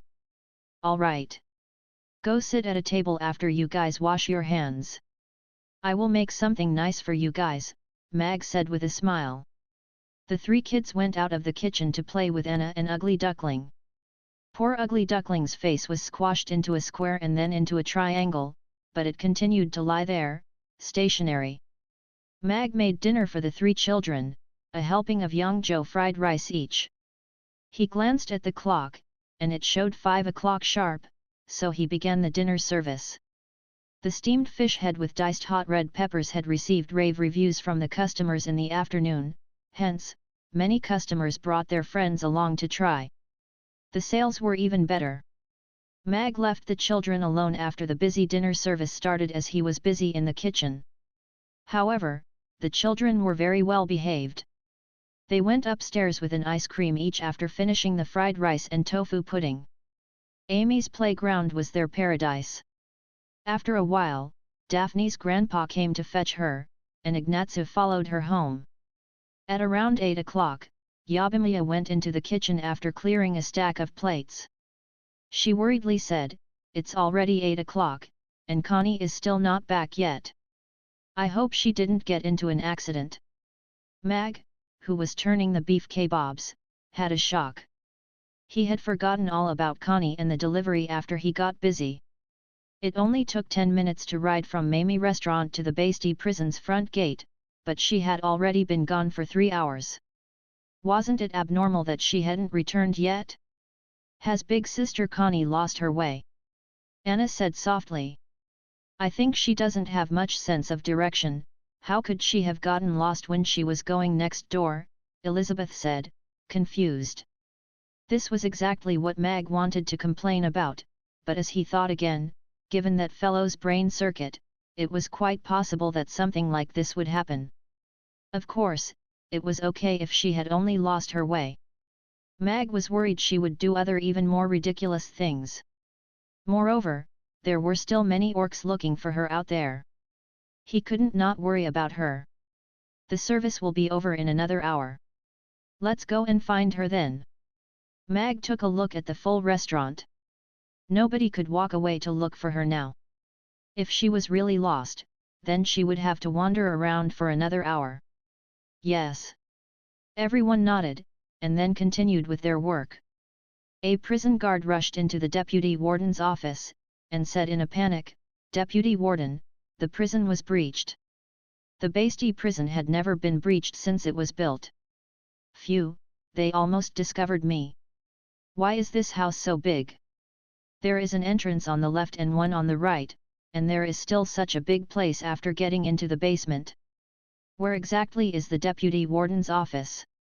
Connie, who was wearing a blue technical jacket and a helmet, leaned against the corner of the wall and sighed a breath of relief as she hid in the shadows. After the footsteps had gone afar, she looked at the corridor that branched out in 3 directions with a confused expression. I am so tired, weak, pitiful, helpless. I want to give up so badly, Connie mumbled with self-pity. He said it was just next door, and it would only take a short time.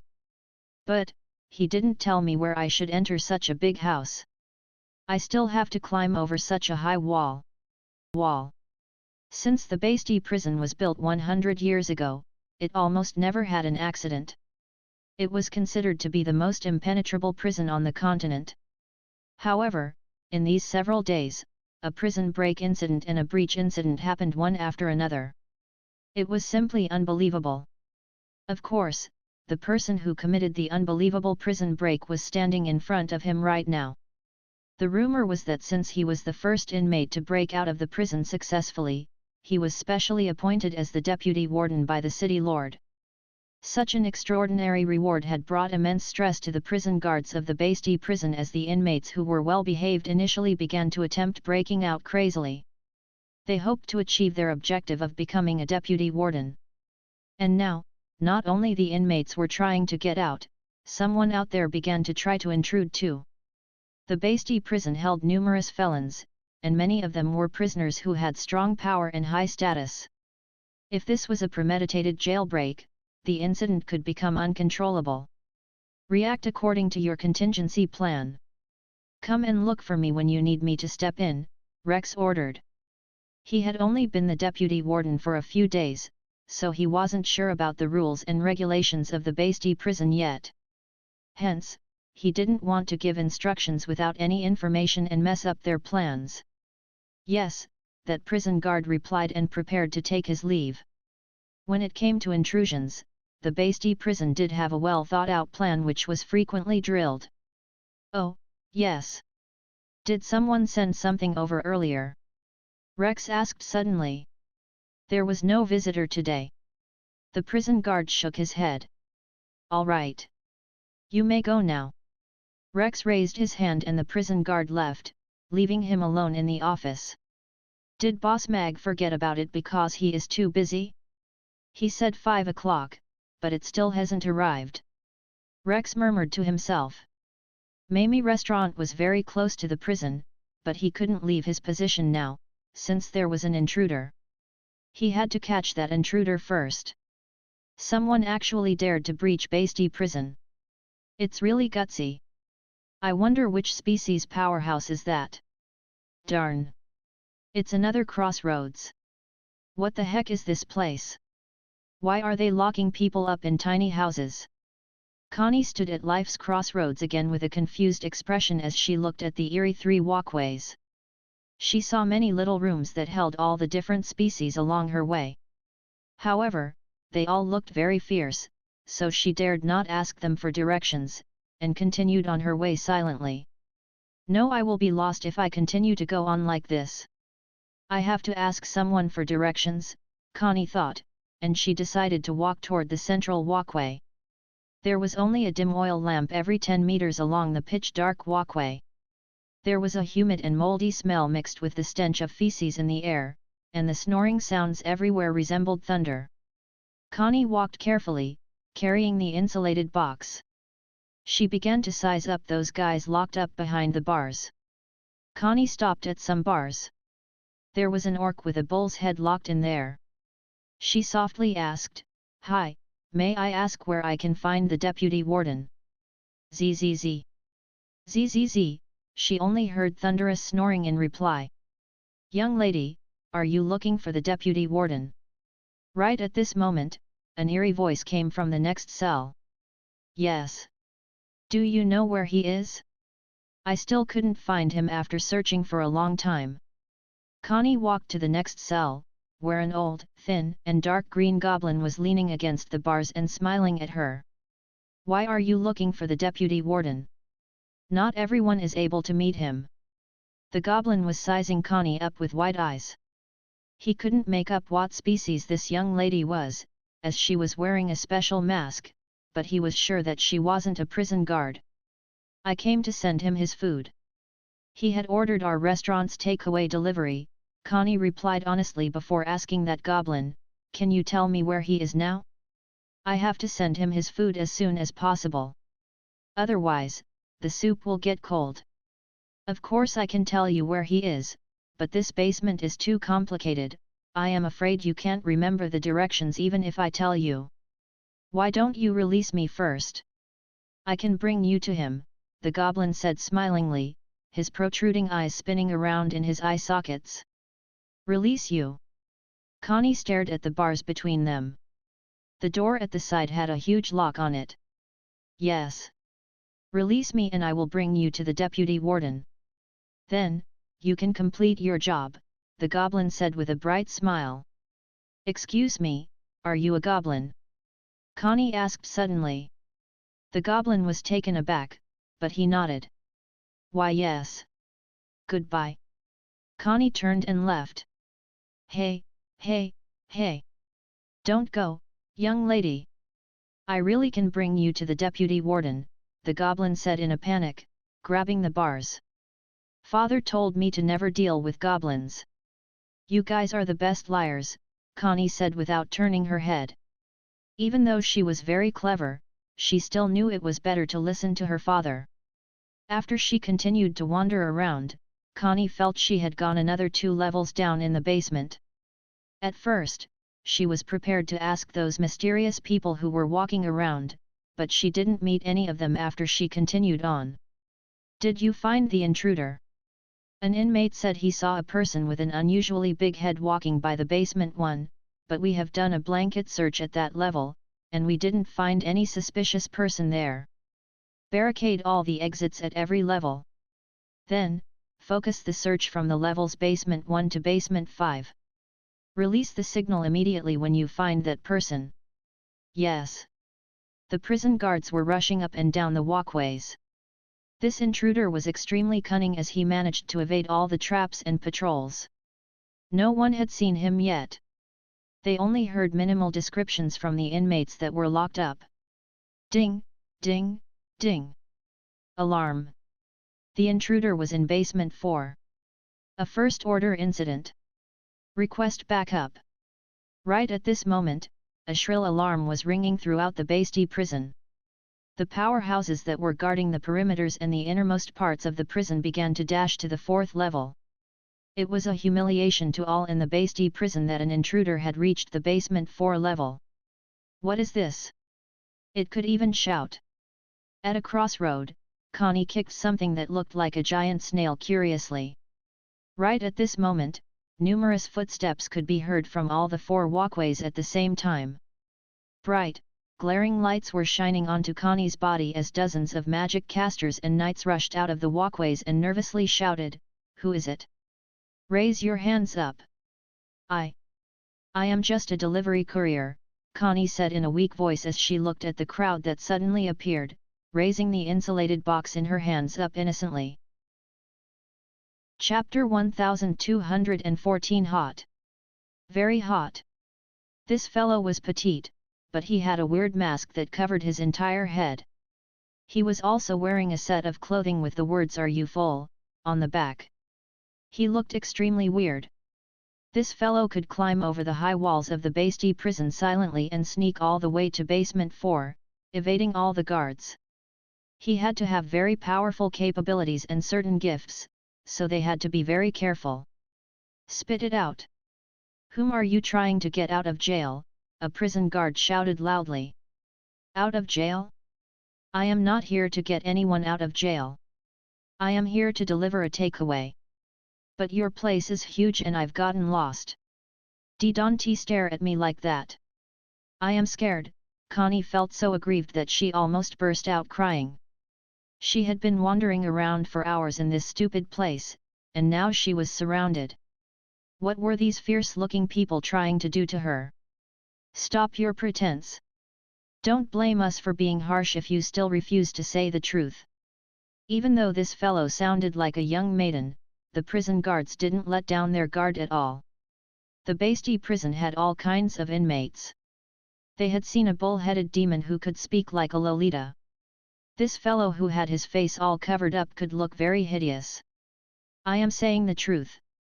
I'm really a delivery courier, and I have accidentally got lost." Connie was sweating profusely. Was she, the beauty, going to perish here? "Have you caught the intruder?" A deep voice appeared behind the crowd. The crowd split up to give way, and Rex came forward. His gaze landed on Connie as his 2 thick eyebrows furrowed.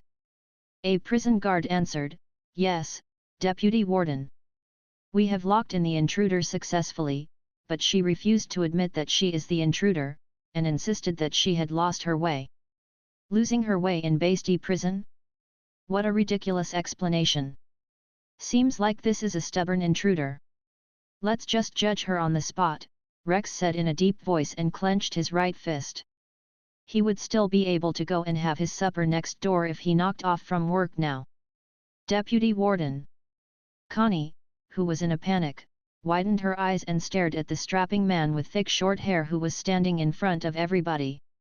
She raised the insulated bag in her hands up high, elated, and said, "It's you. You ordered the delivery. I finally found you." "Hey!" Rex was stunned and stopped his fist. "Buddha jumps over the wall. Your Buddha jumps over the wall." Connie opened the insulated bag and opened the cover of the little urn in there. A rich and enticing aroma rushed out instantly, and spread out toward the 4 walkways. "Smells so good." All the prison guards' eyes lit up, and they stared at the insulated bag in Connie's hands with disbelief. What kind of food was this? It could actually give out such a mesmerizing aroma. "Buddha jumps over the wall." Rex's eyes lit up too. He knew this aroma very well. His thick hair depended on the daily supply of Buddha jumps over the wall. Only Boss Mag knew how to make Buddha jumps over the wall, and it only had limited portions every day. He had sent someone to order 1 helping today, and Boss Mag promised to deliver it to him at 5 o'clock. However, it still wasn't delivered yet. "You are the courier sent by Boss Mag?" Rex asked, still very doubtful. "The deputy warden knows this intruder." The prison guards were shocked, and they felt weird. This deputy warden had just broken out of the prison a few days ago, and became the first person to break out of the Basti prison successfully. And now, this intruder also had something to do with him? "Yes. Boss Mag asked me to deliver the takeaway to you." Connie quickly nodded. Finally, someone could understand her. "But, you only needed to deliver it to the gates. Why do you have to breach the Basti prison? Moreover, you came all the way to basement 4, Rex said to Connie with a judging look. I couldn't find the gates even after I walked one round, so I climbed over the walls to get in. Then, I saw a big house and I guessed you should be in it, so I went in.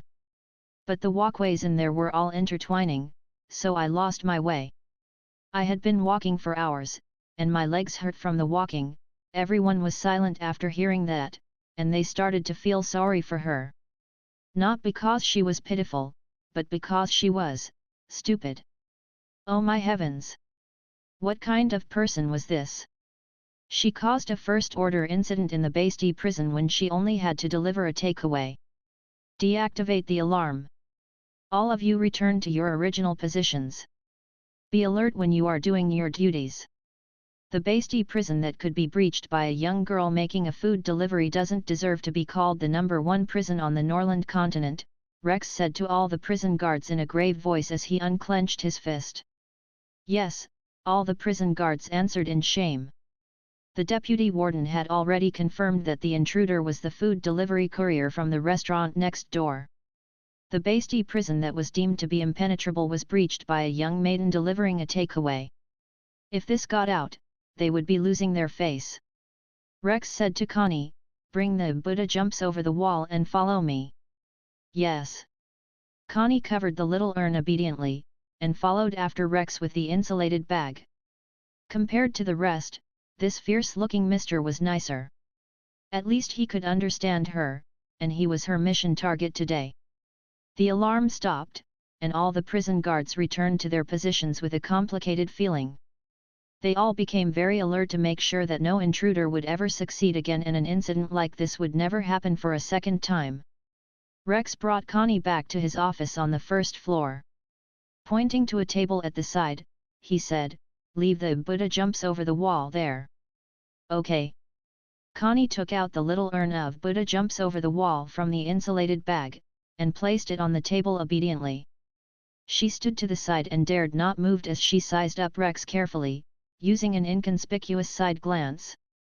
This strapping mister had a frightening aura, just like her father, so he had to be a very powerful powerhouse. And she seemed to have made a huge blunder earlier. In order to leave this place alive, she decided to put on her best behavior. However, this room was too warm, and she was wearing a thick technical jacket with fleece and insulated helmet. The dizziness caused by the heat began to take over her. Rex, who was sitting behind the desk, asked, "Are you very hot?" "Hot, very hot." Connie only managed to remove her helmet before she fainted on the spot. Cat ears? Orc? Is this little one related to the Fok tribe? Rex mumbled to himself as he stood up, looking at Connie's cat ears. She does look 50 to 60% like her. Even these freckles, Rex murmured, a little out of sorts. He only regained his wits after some time, and said with a complex expression, 100 years has passed. I wonder how she is doing now? Given an orc's lifespan, she most probably is no longer here. Rex stared at Connie for a while before putting his hand on her shoulder, and used his strong essential energy to disperse the heat in her body. Connie let out a moan and opened her eyes gradually. She looked straight into Rex's eyes and got a rude shock. She scrambled and fell onto the floor. Ayo! Connie whined and stood up, rubbing her butt. She grudgingly said to Rex, "What are you doing, mister?" Rex shrugged, and calmly said, "You fainted and I saved you." Is that really what happened? Connie tried to recall. She seemed to have fainted because she had overheated again. There were no traces of violation on her body, so this mister was a gentleman. So, she thanked him. "Thank you very much. I have already delivered the takeaway, you may give me the money now so I can make my way back." "All right." Rex pulled open his desk drawer, took out 10 dragon coins and 1 gold coin, and gave them to Connie. "Then, I will take my leave now. Goodbye." Connie kept the money, picked up her helmet, and prepared to leave. "Do you know Debbie?" Rex asked suddenly. "Debbie? Connie halted and pondered seriously before turning around in surprise. How do you know my grandmother's name? Just as I suspected. Rex finally understood. So, this young lady was her granddaughter. No wonder she looked so much like her then. However, it seemed like she did marry that chap eventually. Hello, mister. I was asking you, how do you know my grandmother? Connie asked again when she saw Rex went into a daze. She was excited yet wary as she suddenly heard her grandmother's name coming out from the mouth of a man whom she had just met in Chaos City, this unfamiliar place. I knew your grandmother in the past, and you resemble her, so I decided to ask. Rex regained his wits and schooled his expression. As calmly as possible, he tried to ask, how is she doing now? She has passed away. Connie's expression became somber and her voice lowered. After father was murdered, she drank poison and told me to escape from the tribe alone. She has passed away. Rex clenched his fists instantly. Scenes from 100 years ago kept flashing across in his mind. That cat-eared maiden that he rescued decided to chase after him, and created one mess after another with her stupidity. Although she could only follow the traces that he left behind most of the time, and had only spent less than 1 month together with him, the 3 years that he was pursued by her was the only 3 years that had a little tinge of color in his life. And after he had sought his revenge, he no longer had any goals in life, and he was thrown into Bastille prison and separated from the rest of the world. It was only when he met Connie today again that the throbbing in his heart suddenly made him realize his own feelings. However, she had already passed away. He had lost the chance to say certain words to her forever. I had said then that I would marry you when my hair reached my waist. It had really come true. Rex suddenly felt that his heart had become empty, as if something important was missing. What is the relationship between this mister and grandmother? Connie secretly sized up Rex. She could sense the sadness from Rex when he heard her grandmother's demise. Buddha jumps over the wall, hair. Connie looked at the Buddha jumps over the wall on the desk with bright eyes, and asked Rex, was Mr. Bald in the past? The hairless monk? You are the hairless monk that grandmother always told me about, right? She had grown up with her grandmother, and since she was young, grandmother had never told her about the hero stories of the Folk tribe. Instead, she only told her stories about the hairless monk. That was a superhero with no hair. Rex's lips trembled as he asked Connie, she told you about me? Of course, I grew up listening to your stories. Grandmother told me again and again, until I could memorize all of them. Connie nodded and she looked at the hairless monk with bright eyes. This greatest hero in her heart was standing right in front of her now. 100 years had passed, I didn't expect she would still remember me, Rex murmured with a smile. In this world, only she would think of him as a hero. In the eyes of the normal people, he was a monster capable of the worst crimes. Even the prison guards looked at him with fear in their eyes whenever they had to face him. Hairless monk, can you take me as your disciple? I want to be as powerful as you, Connie said to Rex with determined eyes. Take you as my disciple? Rex asked Connie. Why do you want to be my disciple? What happened to the Folk tribe? Gary, that big bad egg, launched a mutiny. He killed my father and locked my older brother up so he could be the new chief. I want to get stronger so I can go back to rescue my brother and kill Gary, that big, bad egg. Connie said with determined eyes. Mutiny. Rex furrowed his eyebrows. The Folk tribe was the second biggest Orc tribe.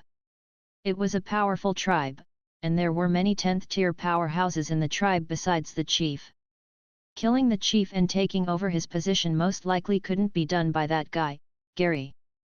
That big, bad egg collaborated with a few elders in the tribe, and even got reinforcements from the Og tribe. He is a traitor who betrayed his tribe, Connie said angrily. Rex remained silent for a moment before he asked the angry Connie with a calm gaze, if you want to be my disciple and become a powerhouse, the process will be very difficult, and could even be worse than death. Are you able to persevere? If I can kill that traitor and rescue my brother, I will be able to persevere. Connie nodded with conviction. Rex looked into Connie's eyes. They looked exactly like the ones belonging to that maiden when she said, "I will definitely catch up with you," with conviction 100 years ago. "Debbie, I let you down in the past. So, now I will return the favor upon your granddaughter," Rex said silently in his heart before nodding at Connie. "Then, we will start tonight. Wait for me at the prison's gates at 10 o'clock. Mister, you mean you have agreed?" Connie was stunned. "How should you address me if you want to be my disciple?" Rex asked with a stern expression instead. "Master!" Connie yelled ecstatically. "Go back first. I have to eat my dinner too." Rex turned with a smile on his face, but his voice was still serious. Chapter 1216. I want to sleep in the same big bed with Anna. Ding! The bells rang, and Connie, who was fully suited up, came in with the insulated bag. She removed her helmet, and said with elation, "Boss, I have completed my mission and delivered the takeaway to the customer successfully." The restaurant fell into a deathly silence, and everyone who was about to go search for her was looking at her with a complicated expression. "You have just delivered it?" Mag asked with a smile. "Yes. And it's still hot." Connie nodded with elation on her face. This was the very first time that she had done something all by herself. That was really hard on the insulated bag. Mag pursed his lips. An order that was taken at 8 in the morning, set to be delivered at 5 in the afternoon, only reached the customer at 9 o'clock. Dinner had become supper. What a surprise that was! The crux was that the location for the delivery was not even far, it was just next door. "Big Sister Connie, did you go and break into the jail instead?" Amy asked curiously. The rest of them were also looking at Connie curiously. What did Connie do in the 4 hours that she was gone? Even if she had crawled, she could have made a few trips within this short distance. The house that they lived in is too big, and I couldn't find the door, so I climbed in over the walls.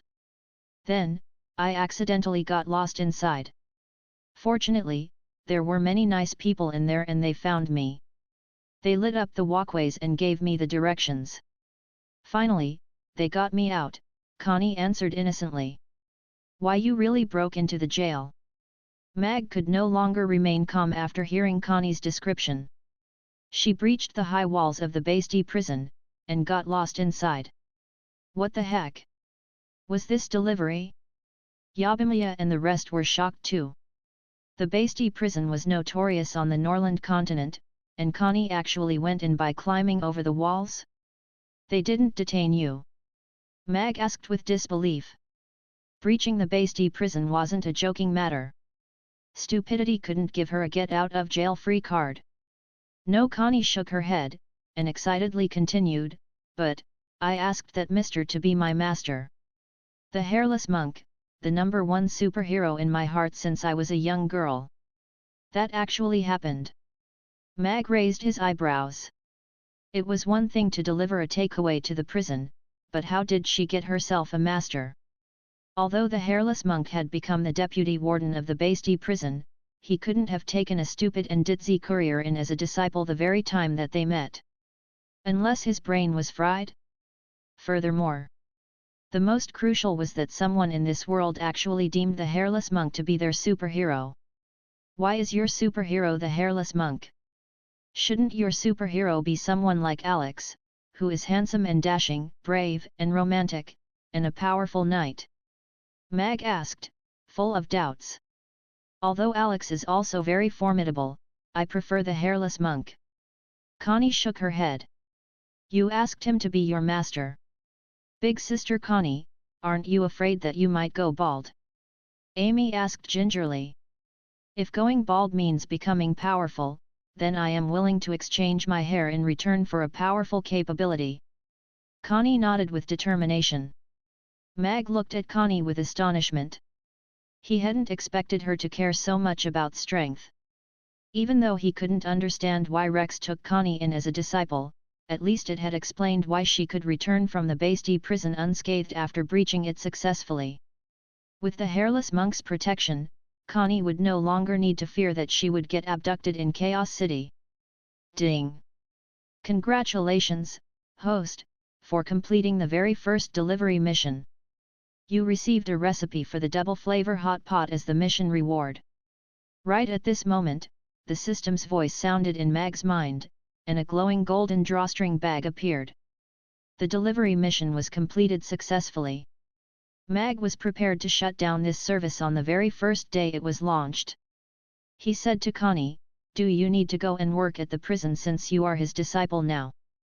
Since Rex had taken Connie in as his disciple, it would naturally be easier for him to teach her if she was shadowing him around. Hence, he wasn't going to stop Connie if she wanted to leave. He could see how much Connie craved power in her eyes.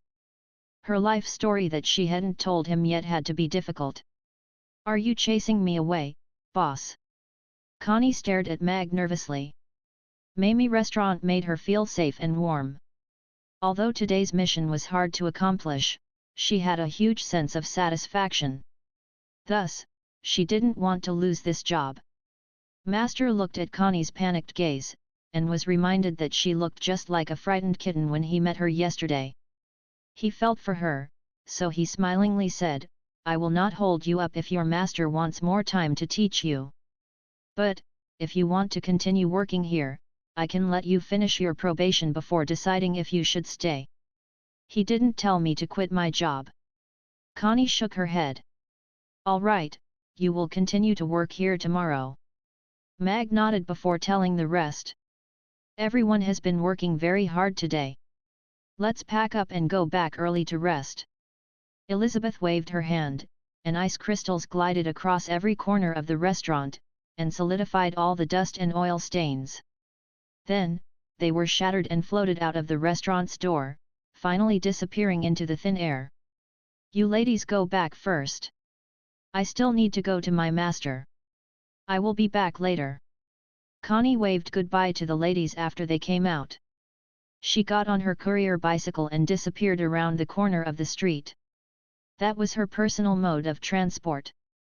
"Father, I think this bed is getting small. Can you give us a bigger bed, please?" Amy, who was wearing her little bear pajamas after washing up, asked Mag softly while letting Mag blow dry her hair. "Did I squash you, Amy?" asked Anna, who was standing at the door, grasping her skirt's hem restlessly. "Then, I will sleep on my side tonight." Amy shook her head, pointing at Ugly Duckling which was crouching at the bathroom's door, and said, "No. It's Ugly Duckling squashing the two of us. It's too fat." Meow. Ugly Duckling made an aggrieved sound, and then licked its stomach. We should really change to a new bed. Furthermore, Amy and Anna are bigger now, you should be able to sleep together in a room by yourselves. I have prepared a big bed in the adjacent room. From today onwards, you two will sleep together in the adjacent room. Is it all right?" Mag said to Anna with a smile. "Yes. I want to sleep in the same big bed with Anna." Amy nodded happily. "Yes." Anna, too, nodded with a smile as she slowly released her skirt's hem in her hands. In a dark and narrow alley, Rex said to Connie with a serious voice, "Today, we will learn about stealth. Since you can sneak into the Basti prison without alerting anyone, it means you are very gifted in this area. You must have gotten the blessing of the Nimravati totem. If you can master this gift, you will become an excellent assassin." "Stealth? I am the best at it." At the same time, a bat that was hanging upside down on a tree outside of the restaurant flew into the restaurant via a small hole in the back. It was better for the children to sleep alone in their own bedroom once they were old enough. With Anna keeping Amy a company, Mag didn't have to worry about them. Adults should have their own night activities. Even though he didn't have them now, Mag had to make plans for the future when he got Irina back. After the two little ones who were jumping on the bed had gotten over their excitement, Mag told a short bedtime story, and they quickly fell asleep. Mag kissed Amy on her forehead and pinched Anna's nose lightly before he turned off the bedside lamp and snuck out quietly. Then, he went upstairs to practice with his sword. He still hadn't fought with anyone after progressing to the 8th tier. However, his sword skills had been improving steadily with daily practice, and he should be able to display the most powerful strength at his current level. When Alex was at his 8th tier's peak, he was already able to slaughter the 9th tier orc commander who invaded their borders, and he was equally confident that he was able to do the same now. An hour later, Mag was soaked with his sweat, and went downstairs for a shower. The hot water splashed on him as he appraised himself in the mirror. When he just arrived in this world, there wasn't much flesh on his body, and he looked like a skeleton that was going to collapse anytime soon. But now, his figure had become well proportioned yet fit at the same time. His pectoral muscles were slightly raised, and his six-pack was still obvious when he was relaxed. Even more exaggerated was his skin. It had become fair and tender, and was no longer sallow and emaciated. Seems like I should go and tan more often, or else no lady's skin could compare to mine. My masculinity is totally obscured. Mag sighed. He didn't intend to maintain his skin, but every time when he recovered his strength, the lightning strike seemed to have cleansed his body of the toxins. All the impurities in his body were washed out. If anyone was to ask him how he maintained his skin in the future, he would tell her to go and get struck by lightning. After showering, Mag went back to his room, only wearing a bathrobe. The small bed in the room was already kept by the system. Because the recovery price was too low, Mag chose to store it temporarily. They might have another baby in the future, and would still be able to make use of it. Only Mag was left in the spacious big bedroom now. He looked at the extra bedside table, feeling a little not used to it. Mag got under the quilt, and tapped open the glowing hot pot recipe in his mind. Mag's lips curled in a smile as he thought about the foodies in this world who were going to be conquered by the hot pot soon too. A tremendous amount of information flooded Mag's brain. After the initial confusion, Mag began to digest the huge amount of content seriously. The ingredients for the hot pot were similar everywhere. The unique soup base was what made the difference in the hot pot's intense competition. When talking about spicy hot pot, Chongqing hot pot was the first to come to mind. No matter what ingredients one put into the thick, spicy, and aromatic broth, they would be coated with a layer of the red oil and condiments when they were taken out.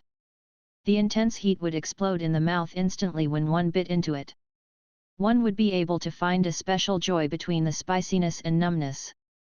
Mag had been to that special mountain city a few times, but the level of spiciness was too much for him. He had to take a break for a few months every time he had it.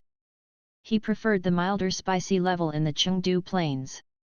As for the clear broth, even though it looked very simple, the clear broth still had to be full of sincerity before it could make a name for itself in the clear broth hot pot. It had to be flavorful so that the customers would be able to taste the freshness without dipping in sauces. The recipe given by the system was very well rounded. The red soup base had 3 levels: insanely spicy, spicy, and medium spicy. It was almost similar to the spicy grilled fish, so it would be able to satisfy the different requirements of the customers. The mild spicy level didn't exist for the red broth hot pot at all. Moreover, the clear broth hot pot could be ordered on its own or coupled together with red broth to form the double flavor hot pot. Of course, to the Sichuan people, the double flavor hot pot was their minimum level. Apart from the soup pot, the instructions for cooking common ingredients in the hot pot were also provided. For example, how to dip the cow's stomach and duck's intestines in the hot pot and the best time to remove the beef from the broth. All these things were given very precise timing. However, all this was not the stuff that Mag was going to learn tonight. One of the fun things about eating hot pot was the process of putting the ingredients in personally and then taking them out. The technique might have affected the texture, but the fun of cooking hot pot had far exceeded this.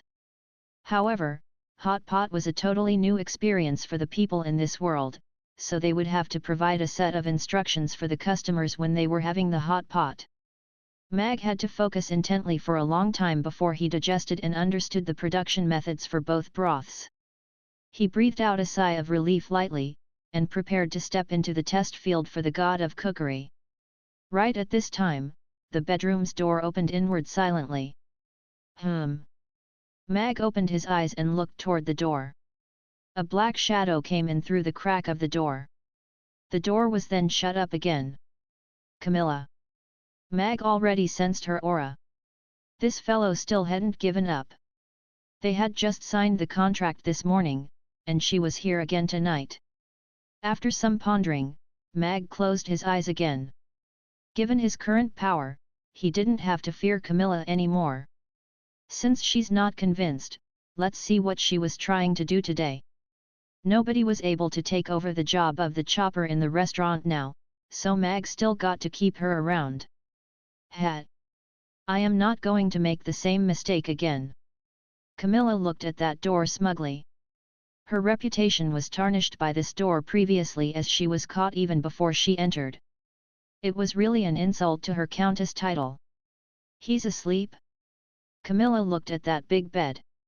Her turquoise eyes had a red gleam in the dark, and she could see everything in the room very clearly. Mag was lying on the bed with a stable breathing. Obviously, he was already asleep. Where is Amy and Anna's small bed? Camilla looked at the space where the small bed used to be placed with wonder. Amy and Anna were sleeping on that bed when she came previously. It's a good thing that they got their own room now. The scenes that are going to happen are indeed not suitable for children. To make this bad fellow submit to me, I have to show him my prowess today. A smile appeared on Camilla. She raised her hands, and 3 photo stones flew out and landed in 3 different directions. A scene like this should be recorded from every angle. After she placed the photo stones, Camilla took out the spirit binding rope and walked toward the bed. Camilla was already thinking how Mag was going to beg for mercy in her hands. Such a shameful and humiliating scene was enough for him to return her the photo stone and become a slave at her feet. By then, she wouldn't have to worry what Miss Gloria would think about him anymore. Camilla already couldn't help but smile when she thought of this. She twined the spirit binding rope on the hand that Mag placed at the side of the bed. However, just as the rope was about to go through Mag's hand, the hand suddenly twisted and grabbed her wrist. Hey? Camilla was stunned as she looked at that hand which grabbed her wrist. The fair and slender fingers were unusually strong. Isn't he asleep? Camilla panicked as she looked at Mag's face. His eyes were still closed as if he was still asleep. Maybe he is dreaming? Camilla surmised. However, the hand that was gripping her was so strong that she couldn't even loop the rope over Mag's hand. This was giving her trouble. Mag was too crafty, so if she could tie him up while he was sleeping, she didn't have to worry he would do some other tricks. Such a good opportunity didn't come by easily. Camilla tried to twist her wrist, but Mag's hand was like an iron pincer that gripped her wrist so tightly that she couldn't move. Although she had a 9th tier capability, her strength wasn't huge. She usually used magic to subdue her enemies. It was not easy for her to break free using her strength alone. Bastard! He's still so strong while he's sleeping. A dim light began to gather at Camilla's other hand. It seemed like she got to use magic to free herself from Mag's grip first. However, before she could display her magic, Mag suddenly tugged on her hand. Camilla, who was standing at the side of the bed, lost her balance and fell onto the bed. She rolled and lay next to Mag. Then, Mag grabbed her other hand very naturally, and restrained her in his arms easily. Camilla glared at him. If Mag's breathing wasn't maintained at a very stable sleeping condition, she would have thought that he was taking advantage of her deliberately. However, now both her hands were restrained. She could even feel the warm body behind her through her thin skirt as she was restrained in his arms. His hard muscles were defined like squares. This was weird. How could this man's body feel so hard when he looked so feeble? Her body became a little stiff instantly. Even though she had lived for over 300 years, been through the previous racial war, drunk her enemy's blood, had a husband, owned a gigantic castle, and was a princess of the vampires, she was actually still a virgin. To her, men were all dirty. It disgusted her to even talk to them, let alone touch any part of them. But now as Mag grasped her hands and encircled her in his arms, her heartbeat couldn't help but accelerate. Her blood flowed quickly and made her feel out of breath. A blush also appeared on her cheeks. The words that her mother told her when she was getting married came back to her now, and her body started to warm up. She wanted to get out of Mag's arms, but she didn't want to wake him at the same time. Hence, she couldn't decide what to do at that moment. Wasn't she only interested in women? Mag was also a little taken aback when he sensed the body in his arms began to heat up. He interrupted her magic because he wanted to tease her. Moreover, he was also sure that nothing would ever happen between them, so he didn't pay too much attention to his methods and actions. But now, he could even hear Camilla's heartbeat clearly. Generally, vampires were always anemic, so this had him worried if she would faint on the spot due to a low blood supply. Just as Camilla's cheeks continued to get hotter and wondered what should she do, she suddenly jerked and softly murmured, "Hey? It's not right. Why should I worry about a normal man waking up? I am Countess Bartoli, a powerful 9th-tier vampire." "Yes. This is really weird." Mag nodded in agreement. "You find it weird too, right?" "Ah!" Camilla screamed and turned her head. She looked straight into Mag's eyes. The two pairs of eyes almost touched in the dark. "You are not asleep at all," Camilla exclaimed as if she was subjected to a huge scam. "I should be the one screaming, right? A woman suddenly appears on my bed, and even lies in my arms when I am sleeping. If this gets out, my clean reputation will be tarnished," Mag said innocently. "You must take the responsibility." Camilla rebutted, "I am the woman. I should be the one that is losing out, right? I didn't ask you to be responsible, how dare you ask me to be responsible? You are a widow." Mag shrugged. "So? You are a widower. You even got a kid." Camilla was furious. "In this case, we are a good match." Mag raised his eyebrows. Yes." Camilla was stunned. After some thought, it seemed to be true. So, she nodded subconsciously. "No. I would never be together with this fellow. Furthermore, I came to record scenes that I could use to exchange the photo stone for." Camilla quickly regained her wits.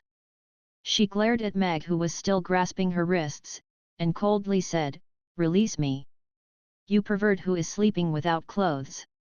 I am wearing my sleeping robes, okay? Furthermore, you are the one who came to someone else's bed in the middle of the night. Shouldn't you be the pervert?" Mag refuted. Although the sleeping robes were open, the fact was that he was still wearing them. "I will show you what is a real pervert today." Camilla sneered. The temperature around her dropped instantly, and the dim light appeared at her fingertips again. Crack! Right at this moment, a crisp metal locking sound appeared, and Camilla's magic was interrupted again. Both her hands were pulled together and handcuffed. Camilla opened her mouth in a panic. "You slap!" A round ball with holes was stuffed into her mouth, and the strings were pulled to the back of her head and tied into a beautiful knot. Camilla struggled to get up. Crack! Mag put a collar around her neck and clasped it. The magic was cut off instantly.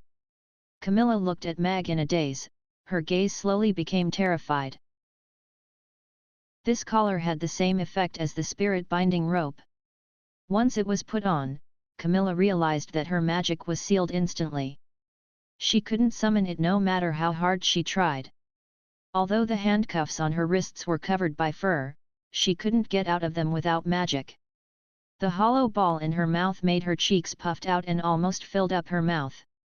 She couldn't talk, and could only make smothered murmurs. As for that weird collar and the metal chain connected to it, they reminded her of the dogs that were locked up by the humans, or those poor women who were locked up by the perverts in the stories. In the blink of an eye, Camilla discovered she was captured by Mag again. Even though it wasn't done by that shameful rope bondage, the current set of equipment made her feel even more shameful and frightened. This fellow really was a pervert.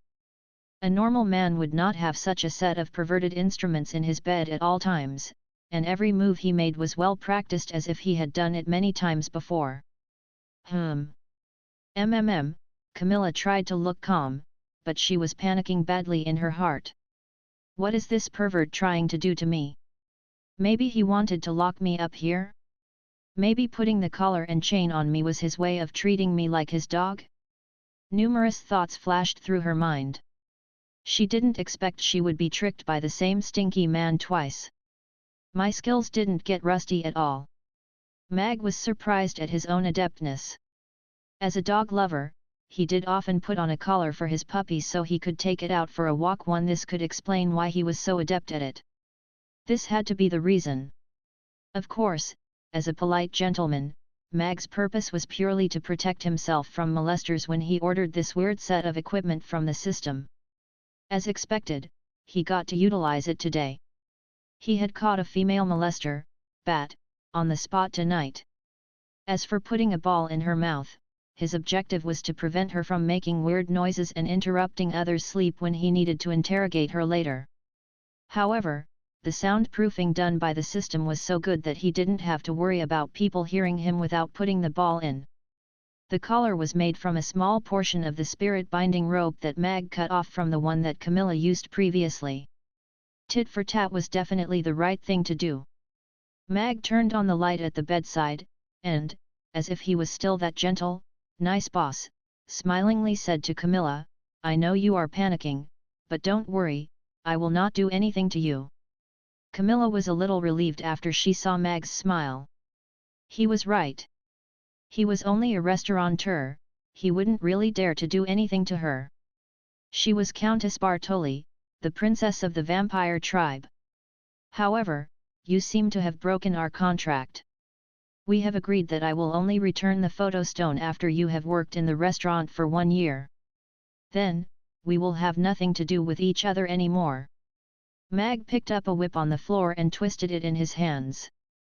But, what are you doing here in my room in less than a day's time? Camilla tried to explain. You don't have to explain. These things have already told me about your intentions. Mag swung the whip and made it crack at Camilla's ears. Camilla quieted down immediately. She dared not move nor make a sound as she looked at Mag. This fellow almost hit her beautiful face. Don't worry. I am a good man. Mag tossed the whip in his hand behind him and smiled again. Camilla was relieved after she saw Mag toss the whip away. It seemed like this fellow didn't have the guts to do anything to her. Mag turned his wrist around, and a white goose feather appeared in his hand. He began to get close to Camilla with a perverted smile. Camilla stared at the feather in Mag's hand in a shock. What was this fellow trying to do by taking out a feather? Was he trying to make her submit to him with this feather? Ridiculous. How would Countess Bartoli submit to him because of a feather? Now, you have 2 choices. The first one, nod your head and swear on your ancestor's name that you will submit to me for 1 year. You will neither defy me nor go against me. The second one, shake your head and accept my punishment until you nod, Mag told Camilla seriously. Let me submit to you? Dream on. Camilla glared at Mag and shook her head with conviction. She didn't care what methods he used to torture her, she was never going to submit to him. Since you do not have the contractual spirit, I have no choice but to utilize certain special techniques. Mag sighed lightly before bending over to grab Camilla's ankle. Camilla got a shock and tried to pull her leg back. Was this pervert trying to do that to her? But Mag's hand was so strong she couldn't free her leg no matter how hard she struggled. Suddenly, her foot felt cold and her high-heel shoe was removed. Mag tossed that stiletto aside as he looked at the fair foot and delicate toes that curled up nicely due to nervousness. He calmly asked Camilla. Nod or shake your head. Camilla shook her head determinedly, but her gaze was terrified. She had heard about perverts who had foot fetish before. Could this fellow be one of them? What was he trying to do with her cute little foot? Why do you have to choose the difficult way? Mag sighed. He began to hold the feather like a drawing pencil, and gently swiped across the base of her fair foot. Camilla felt as if she was electrified, and her mind went blank. Then, it felt like countless ants were crawling across the spot that the feather had just touched. That tingling sensation made her body tense up. Her muffled mouth could only make out a meaningless moan. You have the power to decide. Whenever you are ready, you just have to nod, Mag said calmly. The feather was drawing circles at the bottom of her foot and in between her toes as if it was drawing a painting. Who? Camilla felt her mind went blank. She knew a man was toying with her foot, so the tingling sensation was magnified infinitely, but her mouth was covered and her hands were tied. She couldn't call for help. Although her rational mind told her she couldn't submit to this fellow, after 10 odd minutes of assault by the feather, Camilla, who was soaked with sweat, finally nodded her head. Very good. Mag reached out to untie the string behind her head, and removed that ball from her mouth with his pinkies outstretched. Now, you can begin to swear. I, Camilla Bartoli, swear on the name of my ancestors. From today onward, I will submit to Mag for 1 year. I will not defy or go against him, Camilla said, clenching her teeth. She felt so aggrieved that she wanted to cry. Remember your promise. From today onward, do a good job and never come and harass me again. I am already a parent of a daughter. Mag nodded with satisfaction. He helped Camilla turn over and removed the handcuffs and collar. Mag took 2 steps back and said to Camilla on the bed, Now, you may leave. As a normal man, he should be doing something when he faced such a helpless mature lady. However, he was such an unusual handsome man. A gentleman wouldn't have taken advantage of a person when she was weak. Even though he was the cause of her being so weak. At the border of Wind Forest far away, there was a woman who was fighting for the future and freedom of the elves. How could he be unfaithful to her at this time? That was a powerful existence who could use a stool to send 10th tier powerhouses flying. Besides that, Mag was way past the phase where he was controlled by his lower body. Hence, he urged Camilla, who was lying on the bed, unable to move. Why are you not leaving yet? I can't move, Camilla's aggrieved voice sounded. Although her magic had already recovered after the collar was removed, her body felt very weak. Even if she wanted to leave this shameful place, her body didn't allow her to. Where is your home? Mag furrowed his brows. Boundless Sea Realm. Mag pondered for a moment. This didn't sound wrong, either. Then, I have no way to send you home. You can spend the night here and get to work straight away tomorrow morning, Mag said casually. I will never sleep on the same bed with you. Camilla glared. Was this fellow going to eat his words? I don't want to sleep with sweaty people, either. Mag rolled his eyes. Camilla heaved a sigh of relief. Although being sweaty made her uncomfortable, the bed she was lying on was so comfortable. She felt her entire body was going to sink into it. It was soft and super warm. If she could spend the night here, it seemed rather. You will sleep on the floor. Mag laid the quilt out on the floor and then carried Camilla, who was stunned, and put her on the floor. He covered the quilt over her body and nodded in satisfaction. This is good enough. Why, you will never find a girlfriend like this, Camilla said resentfully. This fellow actually made her sleep on the floor while he slept on the bed. Ho ho! I am the father of a daughter. Mag smiled with disdain. Moreover, the ladies who want to be my girlfriend could encircle Chaos City if they are to form a line. Camilla choked. Mag wasn't boasting when he said that. A night attack that gives me a headache. Mag stared at the bedsheet that was soaked and sighed. He had to change to a new set of beddings. He kept the 3 photo stones and looked at Camilla, who was all wrapped up. Smiling, he said, "Good night." And then he switched off the light. Very soon, Mag's snoring could be heard. Camilla, who was very nervous initially, heaved a sigh of relief when she heard Mag's stable breathing. It seemed like Mag indeed didn't have ulterior motives toward her. However, she soon began to think in annoyance, why? This fellow actually has no feelings for me? Am I not an attractive woman? Although she had plenty of nonsensical thoughts in her mind and was sleeping in a man's room, under his blanket, fatigue washed over her, and Camilla soon fell asleep. Mag closed his eyes, and went straight into the test field for the god of cookery.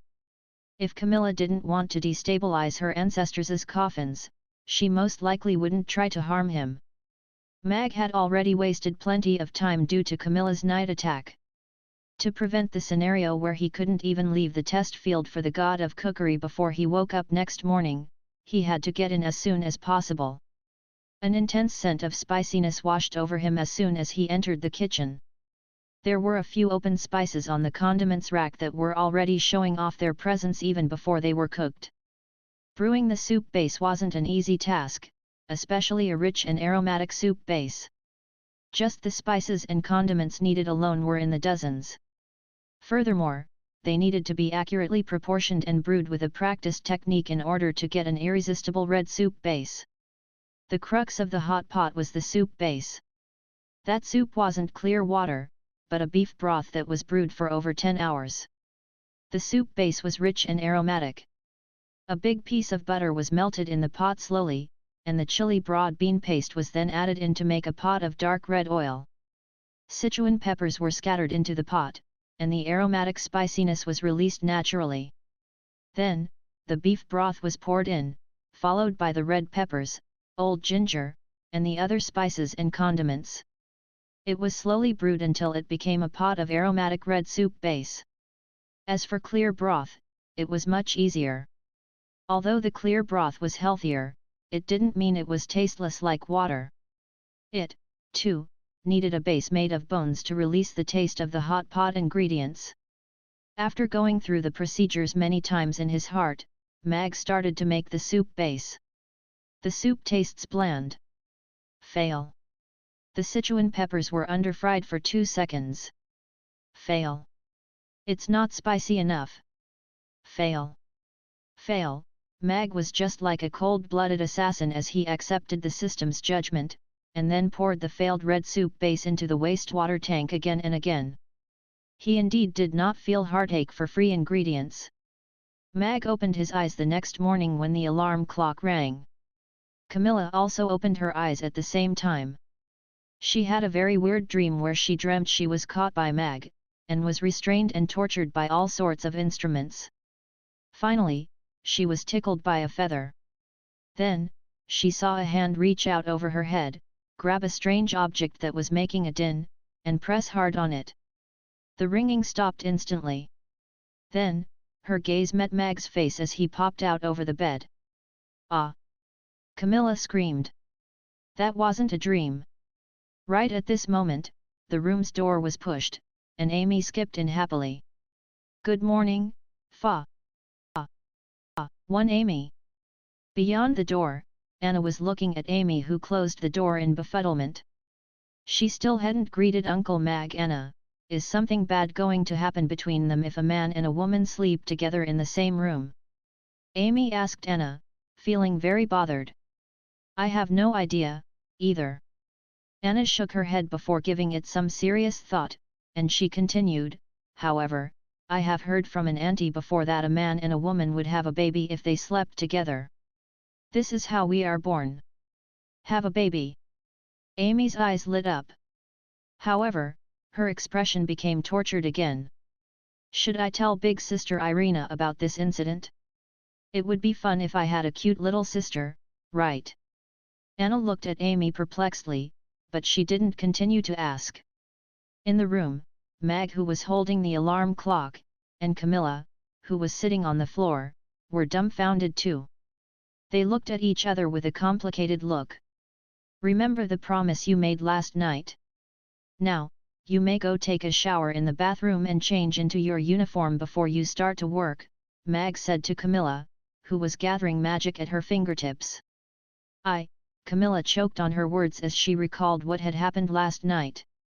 Her body was still aching, but she had already made the promise, so she only retrieved the magic.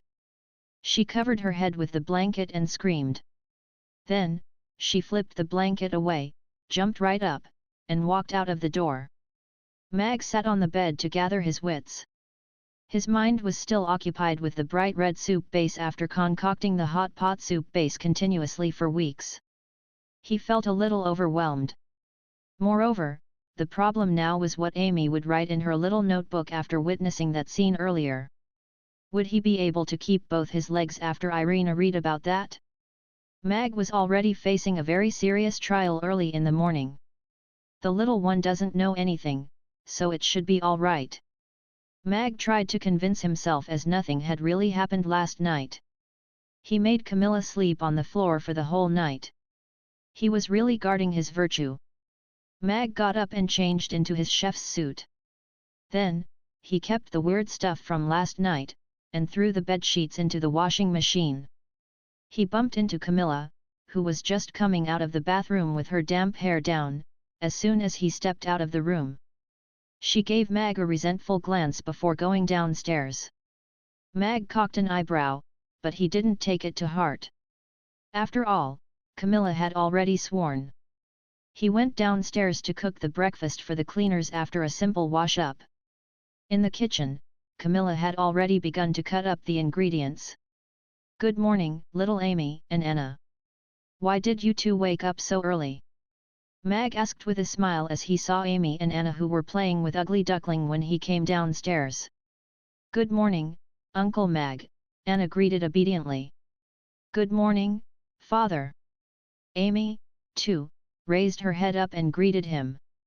Then, she looked toward the kitchen, and asked in a soft voice, "Is big sister Camilla going to stay in your room from now onward?" Mag hummed as he pondered on how to explain this to Amy. Then, "Is she going to have a baby?" Amy continued to ask in a small voice. Mag raised his eyebrows and looked at Amy with disbelief. "Who taught her that?" The chopping sounds in the kitchen stopped abruptly, and the restaurant quieted down instantly. Anna stared at Mag, and then looked toward the kitchen as if she had already found out something. "Little Amy, actually, last night, Big sister Camilla was sick. She came to the restaurant to ask me for help. As it was already very late, I let her sleep on the floor for the night while I slept on the bed. We wouldn't have a baby like this." Mag tried to explain. "You wouldn't have a baby?" Amy was disappointed to hear that. She wanted a baby sister to play with them. "Yes. We are not going to have a baby." Mag heaved a sigh of relief. "Then, you two go and have one." "No can do." Mag quickly shook his head. He continued to explain when he saw the puzzlement on Amy's face. "We can only have a baby with our spouse, and not with other women.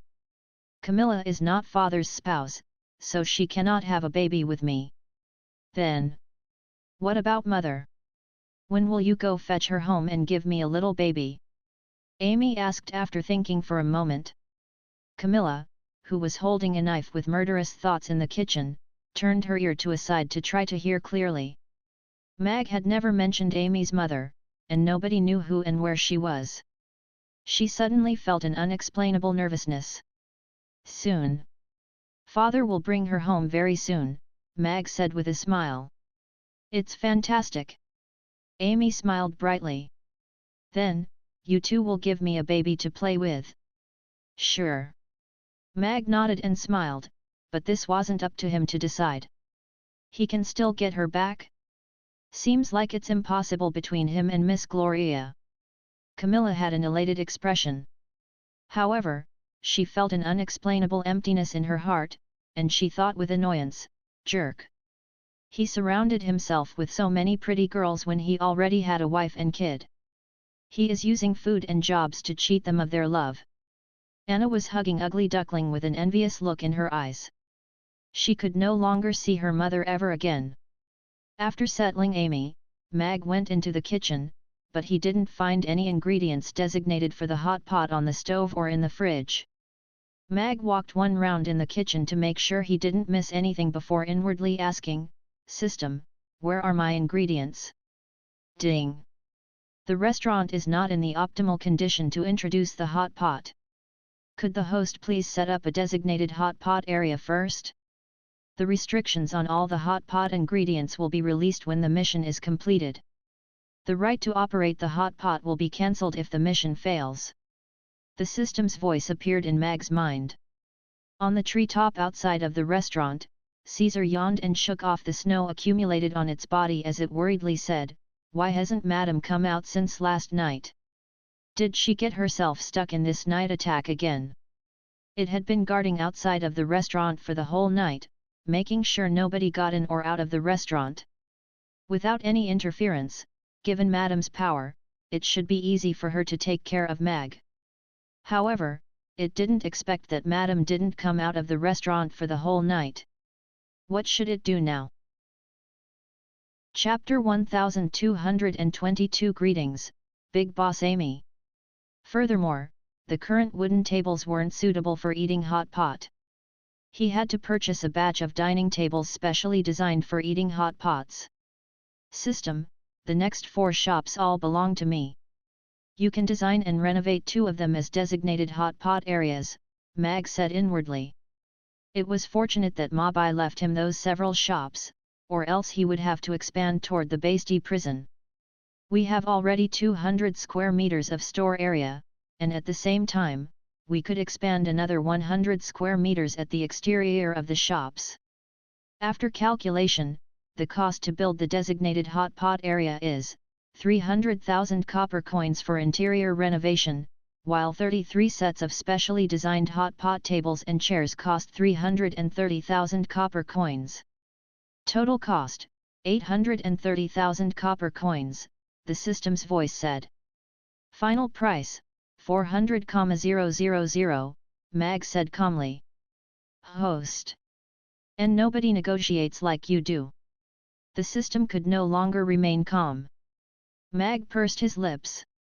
According to the usual renovation standards, 400,000 is more than enough to renovate a 200 square meters shop. Moreover, you are the main supplier, and there are no middlemen earning the difference in between. This price is very reasonable. Host, you cannot compare the prices using the Earth standards. To accommodate all the unusual species in this world and to prevent the materials from having recurring problems because they cannot withstand the weight, this system uses the best materials procured from all parts of the continent. For example, the abysmal sea granite mined from the deep sea. It can withstand a weight of 60,000 kilograms without cracking. Even when the giant dragons reveal their true form, it can still withstand their weight. And the hot pot made from the super alloy can make sure the whole hot pot is evenly heated and the ingredients won't stick to the surface. It can also withstand an instantaneous temperature difference of 1000 degrees. And, Mag listened to the system introducing the sources of the materials excitedly, and was secretly astonished. It was longer a simple extravagant renovation, even putting diamonds in wasn't so difficult. All right. Seeing that you are being so sincere, I will give you an additional 99 copper coins. I believe you will become the best designer in history, Mag said encouragingly. Do you really think so? The system's voice was a little emotional. Yes.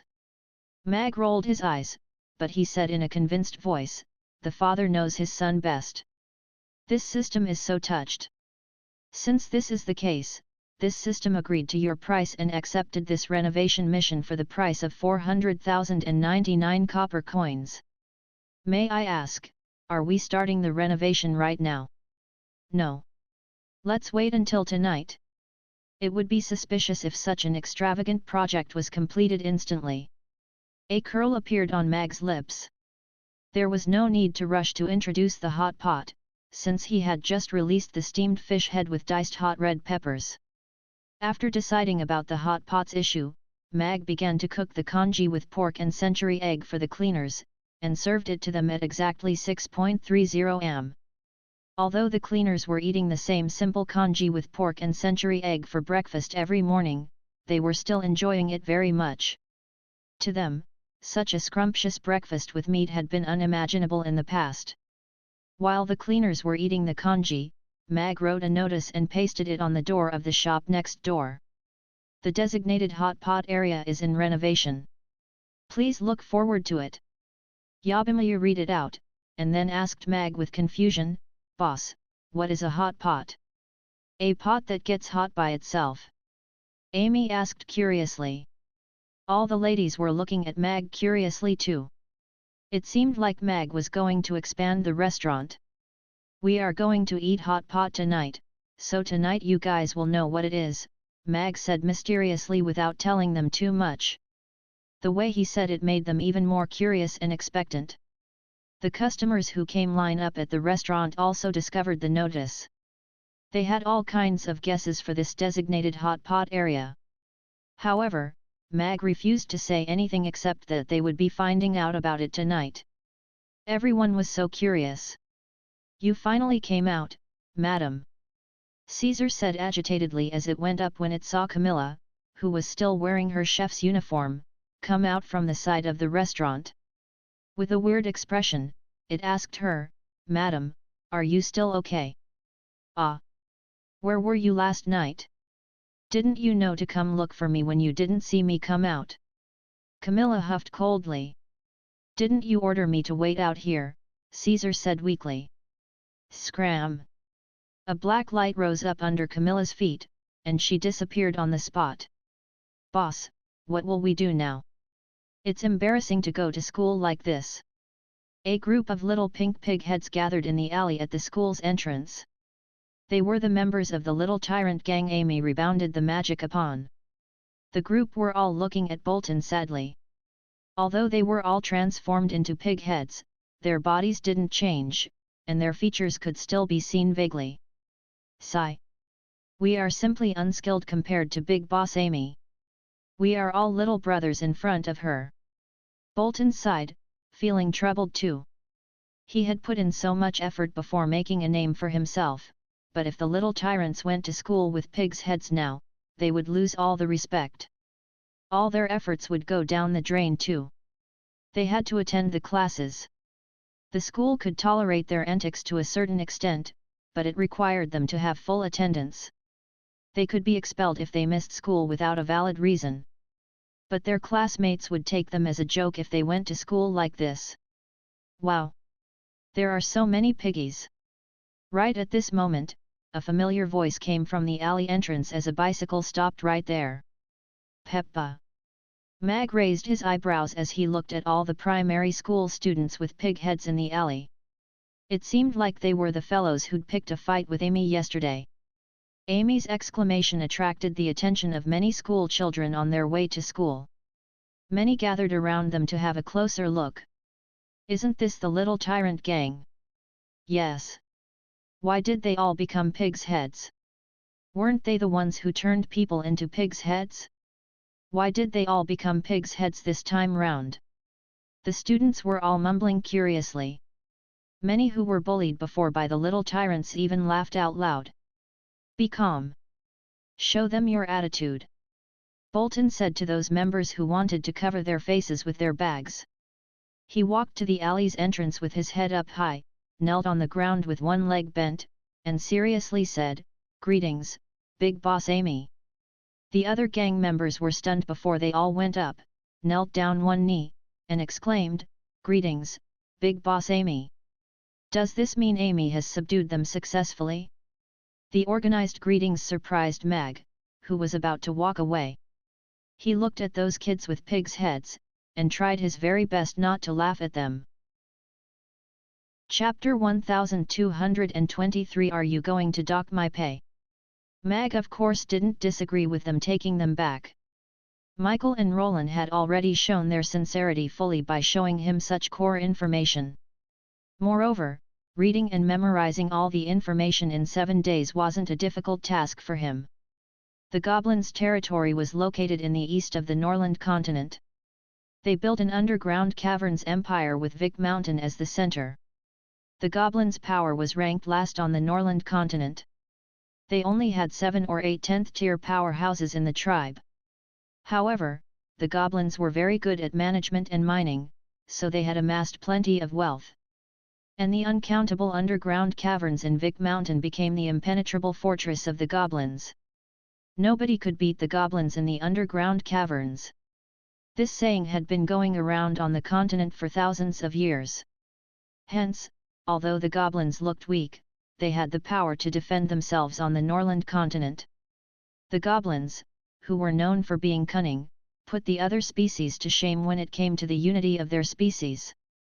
The goblins had never had an internal strife in their history. In this set of information, there was no weak link in the inner affairs of the goblins. Their only problem was that they were really very weak. It was already not easy for them to guard their current territory, so they could never expand beyond that.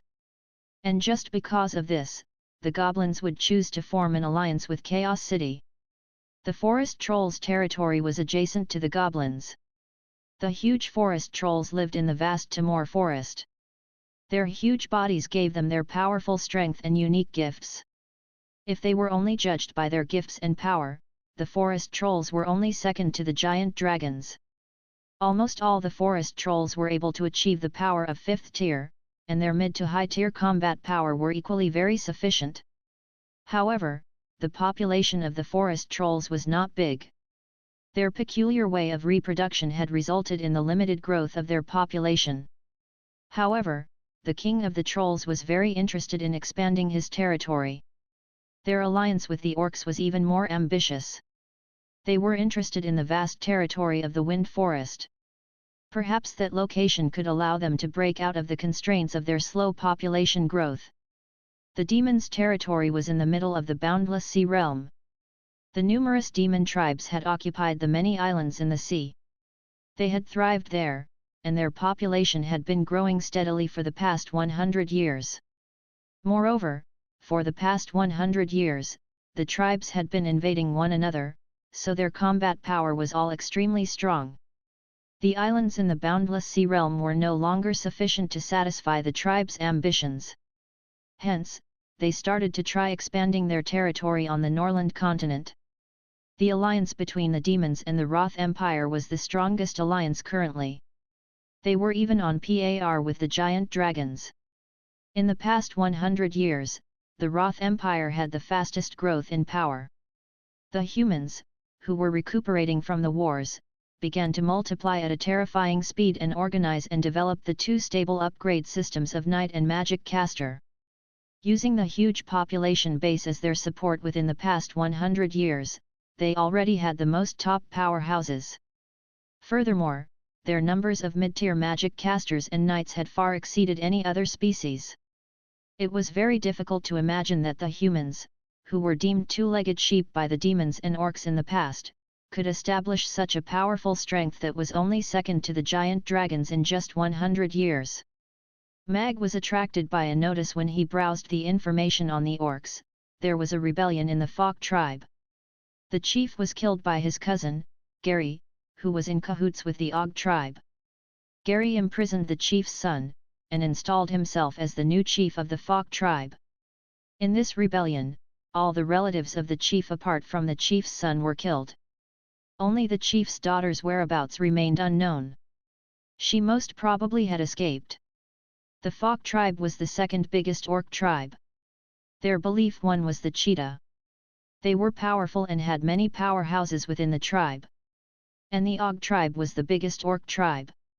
They believed in the giant bear. They weren't expected to be involved in the rebellion of the Fok tribe. Of course, all these things were not important. The most important part was the description that Mag had read about the daughter of the Fok tribe's chief, 14 years old, cat-eared, brown curly hair, freckles across the nose. Ho ho! Isn't this freaking Connie? Mag's expression was a little complicated. Connie had mentioned her brother, but he didn't expect that he would be her only relative who was still alive. A rebellion had caused her to fall from grace as the princess of a tribe, turning into a homeless cat. She had escaped to Chaos City all the way from the Twilight Forest. She had to have suffered along the way to evade her pursuers. Unknowingly, the morning had gone by. Mag put down the information on the orcs, and tidied up the box before putting it back into the secret compartment. The relationships among the various tribes within the orc species were complex. Just the relationships between the Fok and Og tribes were intertwining and complicated. The Og tribe, which wanted to go to war, had successfully gained control over the Fok tribe, which preferred to continue with the peace treaty, through this rebellion. Obviously, it was a move to unify the species before the peace treaty renegotiation. Mag went downstairs and saw Connie lying on the counter, dazing and staring at Ugly Duckling. The two kitties were moving their ears as if they were having some special interaction. Connie turned her head to look at Mag when she heard the footsteps and smiled. "Boss, when can I start working?" She couldn't venture around the streets nor show her face in the ice cream shop. Hence, she could only stay dazed in the restaurant when she didn't need to work. "We didn't receive any new orders today." "You will have to start work when you have the new "Are you full" orders." Mag shook his head, and then curiously asked, "Don't you have to learn from your master in the day?" "No. My master said I only have to learn from him at night, not in the day." Connie shook her head and yawned. Mag was a little astonished, but he soon understood why after some pondering. Cats were nocturnal animals, so Rex was teaching her according to her innate abilities. So, he nodded with a smile. "Then you will sleep more in the day." "Are you going to dock my pay?" Connie asked nervously. "Am I someone like that?" Mag pursed his lips. He wasn't some evil capitalist. "Then I will sleep now." Connie put her head down on the counter, and began to sleep instantly. Ugly Duckling walked over and stretched its chubby paw out to Connie's head, but it quickly retrieved its paw when it was almost touching her. It thought for a while before lying down, put its head on her arms, and closed its eyes comfortably. Mag smiled with resignation as he looked at the two sleeping kitties. He went into the kitchen, and began to prepare the ingredients needed for the afternoon service. Soon after, Camilla came too. "One most likely it's about their totem, but the author separated the two terms, so we'll keep it that way." Because the venue was ready, Mag had gotten the rights to use the hot pot table, ingredients, and utensils from the system easily. There was a hole in the circular black granite table, which was just nice to place a big pot in. There were 4 types of pots to choose from: a square pot with 9 equal squares within, double-flavored, a small pot within a bigger pot, and 1 single pot. The table was huge, and could accommodate 9 people sitting together at the same time. This had its own rule. 9 equal squares with 9 seats. Everyone would take 1 square to cook their ingredients, and not to interfere with others' squares. Even if someone came alone, he was able to eat hot pot if the other customers could make up a table of 9 with him. Of course, Mag had also prepared tables for 4 and 6 which would cater to gatherings of different numbers of people. Hot pot was still nicer to eat with people they knew. Because Camilla and Connie couldn't show their faces, he had also prepared a smaller pot for 2 for them to eat in the restaurant. Many passengers were sitting on the back of a giant white bird. "Prin young mistress, they said Chaos City is just up front," Lola said to Vanessa, who was wearing a veil over her face, in a low voice. "Really? Seems like we can still make it for dinner." Vanessa's eyes lit up excitedly. "Young mistress, should we head home? His master and madam must be very worried about you now. This is not good." "It's all right. We will go back after a few days." Vanessa shook her head as she gazed at Lola, who looked tortured. She reached out to hold her hand and smiled. "Don't worry. I won't let them punish you after we go back. I made you do all this, and they know about my character."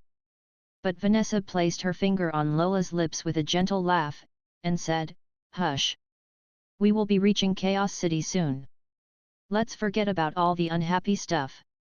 The most important thing for us now is to enjoy the good food. Lola moved her mouth, but she eventually didn't speak. She only sighed in her heart. Of course, she knew about the princess's character. Even though she was usually very obedient, once she had decided on something, she would definitely go and do it. The flying steed stopped outside of Chaos City. Everyone got down from the bird's back, and walked toward the gates. Vanessa raised her head to look at the tall city walls, and praised, "So, Chaos City actually looks so majestic. It's almost on par with Rodu." Then, she happily said, "I really should come out to see the world more. The world outside is much bigger than I expected." Lola looked at her surroundings warily. Even though she was just a servant girl who didn't know magic and martial arts, she was the princess's only guard now since there were no guards with them. "Excuse me, how do I get to Mamie Restaurant?" Vanessa asked a guard at the city gates when she was making way in. The guard took a look at Vanessa and Lola, two little maidens without their own steed. It seemed like they were attracted by the Mamie Restaurant's fame. He had met many people who asked him for directions lately, so he smilingly answered, "After you get into the city, hail a carriage that has the sign in operation on it. They will bring you there. It's a little too far to walk from the north of the city to the south." "Thank you." Vanessa said her thanks politely, and went into the city with Lola. After they got into the city, and they were alone, Lola softly said, "Princess, we shouldn't take a stranger's carriage. If the driver meant us harm, Lola, this is Chaos City, the city of peace, the safest city on the Norland continent," Vanessa said with a smile as she flagged down a carriage with a sign in operation on it. "But isn't Chaos City named thus because it is chaotic?" Lola was perplexed. "You should go back and read more books." Vanessa flicked Lola's forehead with a smile before saying the coachman, "Sir, could you bring us to the Mamie Restaurant, please?" "Of course. I have to make a few trips there every day," the coachman said with a humble smile. "Let's go," Vanessa told Lola and went onto the carriage. "Okay." Lola rubbed her head and followed her onto the horse-drawn carriage. The princess read a lot of books, so she naturally knew much more than her. "Sir, is the Mamie Restaurant very famous in Chaos City?" Vanessa started a conversation with the coachman when the carriage began moving. "That's right. The Mamie Restaurant is the most famous restaurant in Chaos City now. It has only opened 6 months ago, and long lines are always forming during meal times. You might not get to eat there if you are late. Will we be in time if we go now?" Vanessa was a little nervous. "You will be just in time to start lining up now. You will be able to stand at the front. However, the Mamie Restaurant only starts its operation at 5 p.m., so you will have to wait for at least an hour if you go now." "What kind of restaurant is that? It even expects its customers to line up," Lola grumbled. Did the princess have to humble herself to line up with others and wait for her meal? Laughing, the coachman said, "Young lady, you have no idea how many people love the food at the Mamie Restaurant. However, that restaurant has a lot of weird rules, and you have to abide by them, or else you will be blacklisted by Boss Mag, and never get to enter the restaurant again. Lining up is only one of the many rules. As long as I can get to eat the delicacies, lining up for a while is nothing." "A talented person usually has his quirks," Vanessa said with a smile. She was even more expectant than before. The horse-drawn carriage was coasting along the wide streets of Chaos City as Vanessa drew open the curtains to look outside. Neat houses were lined up along both sides of the streets.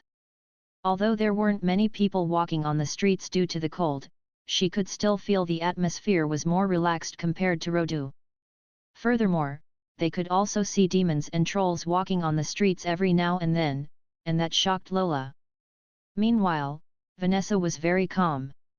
This was what was special about Chaos City. All the species could get along harmoniously. This was a scene that couldn't be witnessed anywhere else. Aiden Square is right in front. It's the biggest square in Chaos City, and also where all the business gathered. You can find everything you need and want here, the coachman reminded them. The spacious square and bustling business streets appeared in front of the two of them.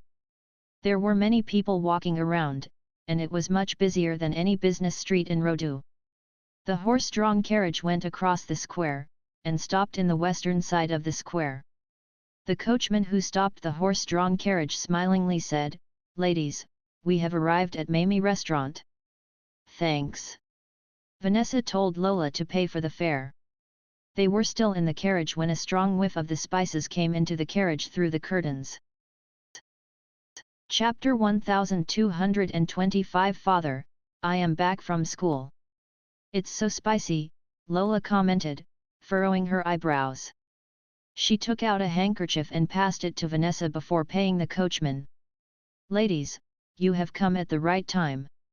It seems like Boss Mag is doing something interesting again today," the coachman said laughingly after taking the money. "Oh!" Vanessa's eyes lit up as soon as she heard that, and she got out of the carriage while using the handkerchief to cover her nose and mouth. The spicy aroma became richer and richer, but after they got used to it, they no longer felt it was unpleasant. Instead, they could sense that this spiciness was different from other peppers' spiciness.